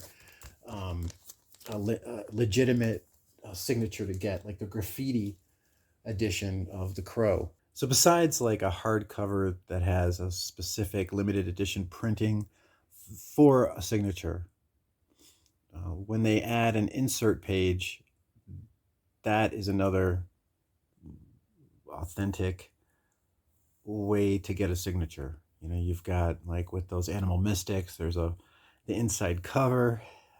You know, on the indicia, it did say limited edition. You've got publishings of hardcovers that have specific pages set aside. I also have like a trade paperback, the first trade paperback printing of 30 Days of Night, that there is a limited edition of that has an extra page that is specifically for Ben Templesmith's and Steve Niles' signature. I got that printing. I mean, to me, Stuff like that is authentic. If it's just something like that one dark one, that second issue I showed where it just had the ink on the cover, or like with Vision Comics and Oddities, it just showed the ink on the cover. I mean, that's buyer beware, right? If you just go to a con, you have somebody sign something, even like I did with Jim Shooter, at least I tried to have him write the date and the location on it. And that Mile High comic signature that I got on New Year's, my previous vid, that came with like a Mile High certification, their Mile High certificate. Extra certificates and stuff like that can probably be forged, some of them more so than others, but it just comes down to like, what am I looking at here? How bad does somebody really want to create a fake certificate? Compare the certificate with other store owners, with other signatures that store or that organization has hosted, and see if that certificate is similar to it, or if it looks like a Xerox copy or something. Look up stuff like that. You've got that Robert Crumb that was a specially hand-bound hardcover that had a page inserted in it. It's a little bit more vanilla color. How legitimate is that? At least that Peter Bag signature I had, it did have that sticker on it, but then on the jacket to the book, the cover jacket did say special limited edition printing. So stuff like that, I think if you keep an eye out for things that are on the dust jacket, things that are on the indicia, an extra page that's inserted, certification helps, especially like with Dynamic Forces when they have that extra sticker, that like hollow foil sticker on it. Might not be the best, but it's an affordable way of getting an authentic signature, so you don't have to pay a premium to go through a grading company, essentially. And that's it. I hope you enjoyed this video. Such a huge haul. I've been getting tired of making videos. It's becoming this huge, tedious, long, grueling process because I don't really have a desk. I don't have an area to make movies, make videos, whatever excuse you want to put in. But it's like things get my back. It's just the position that I'm in. It's like you can't sit like this for an extended period of time. It just gets drawn out, and the situation gets old. So I need a more comfortable place to do stuff with better lighting, better place to sit, and I need better living conditions. And YouTube in general is getting old, and I just got to try new things myself, different types of videos as well. And the lack of privacy, though, with YouTube and Google, and the more I find out about them, the less comfortable I feel using YouTube and Google as a whole. I've got the Brave browser. I'm using DuckDuckGo for search engine. Sometimes I would say a couple times a week I have to use Google, but really that's it. I always make sure to clear my cache out and such. But I definitely want to get into using a VPN so that my entire network activity is encrypted. Because even if you use a browser in incognito mode, that's just so that it doesn't, it automatically empties your cache and things like that when you close out. That's all that's for. It's just local to that particular program. But using something like a VPN just to encrypt connectivity as a whole, I think, is important, especially if I end up getting my own website. I think that's also important, to look for sources of interaction with people outside of YouTube and Google. That's what I'm thinking about. And if there are new people to comics, welcome. Thank you for checking out my channel. If there's people returning to comics, welcome. I know what it's like. If you have any questions, please hit me up. For all my longtime subscribers, thank you very much for swinging by and checking out this super long video and this epic signature autograph haul. Thank you very much for checking out Comic Book Haul.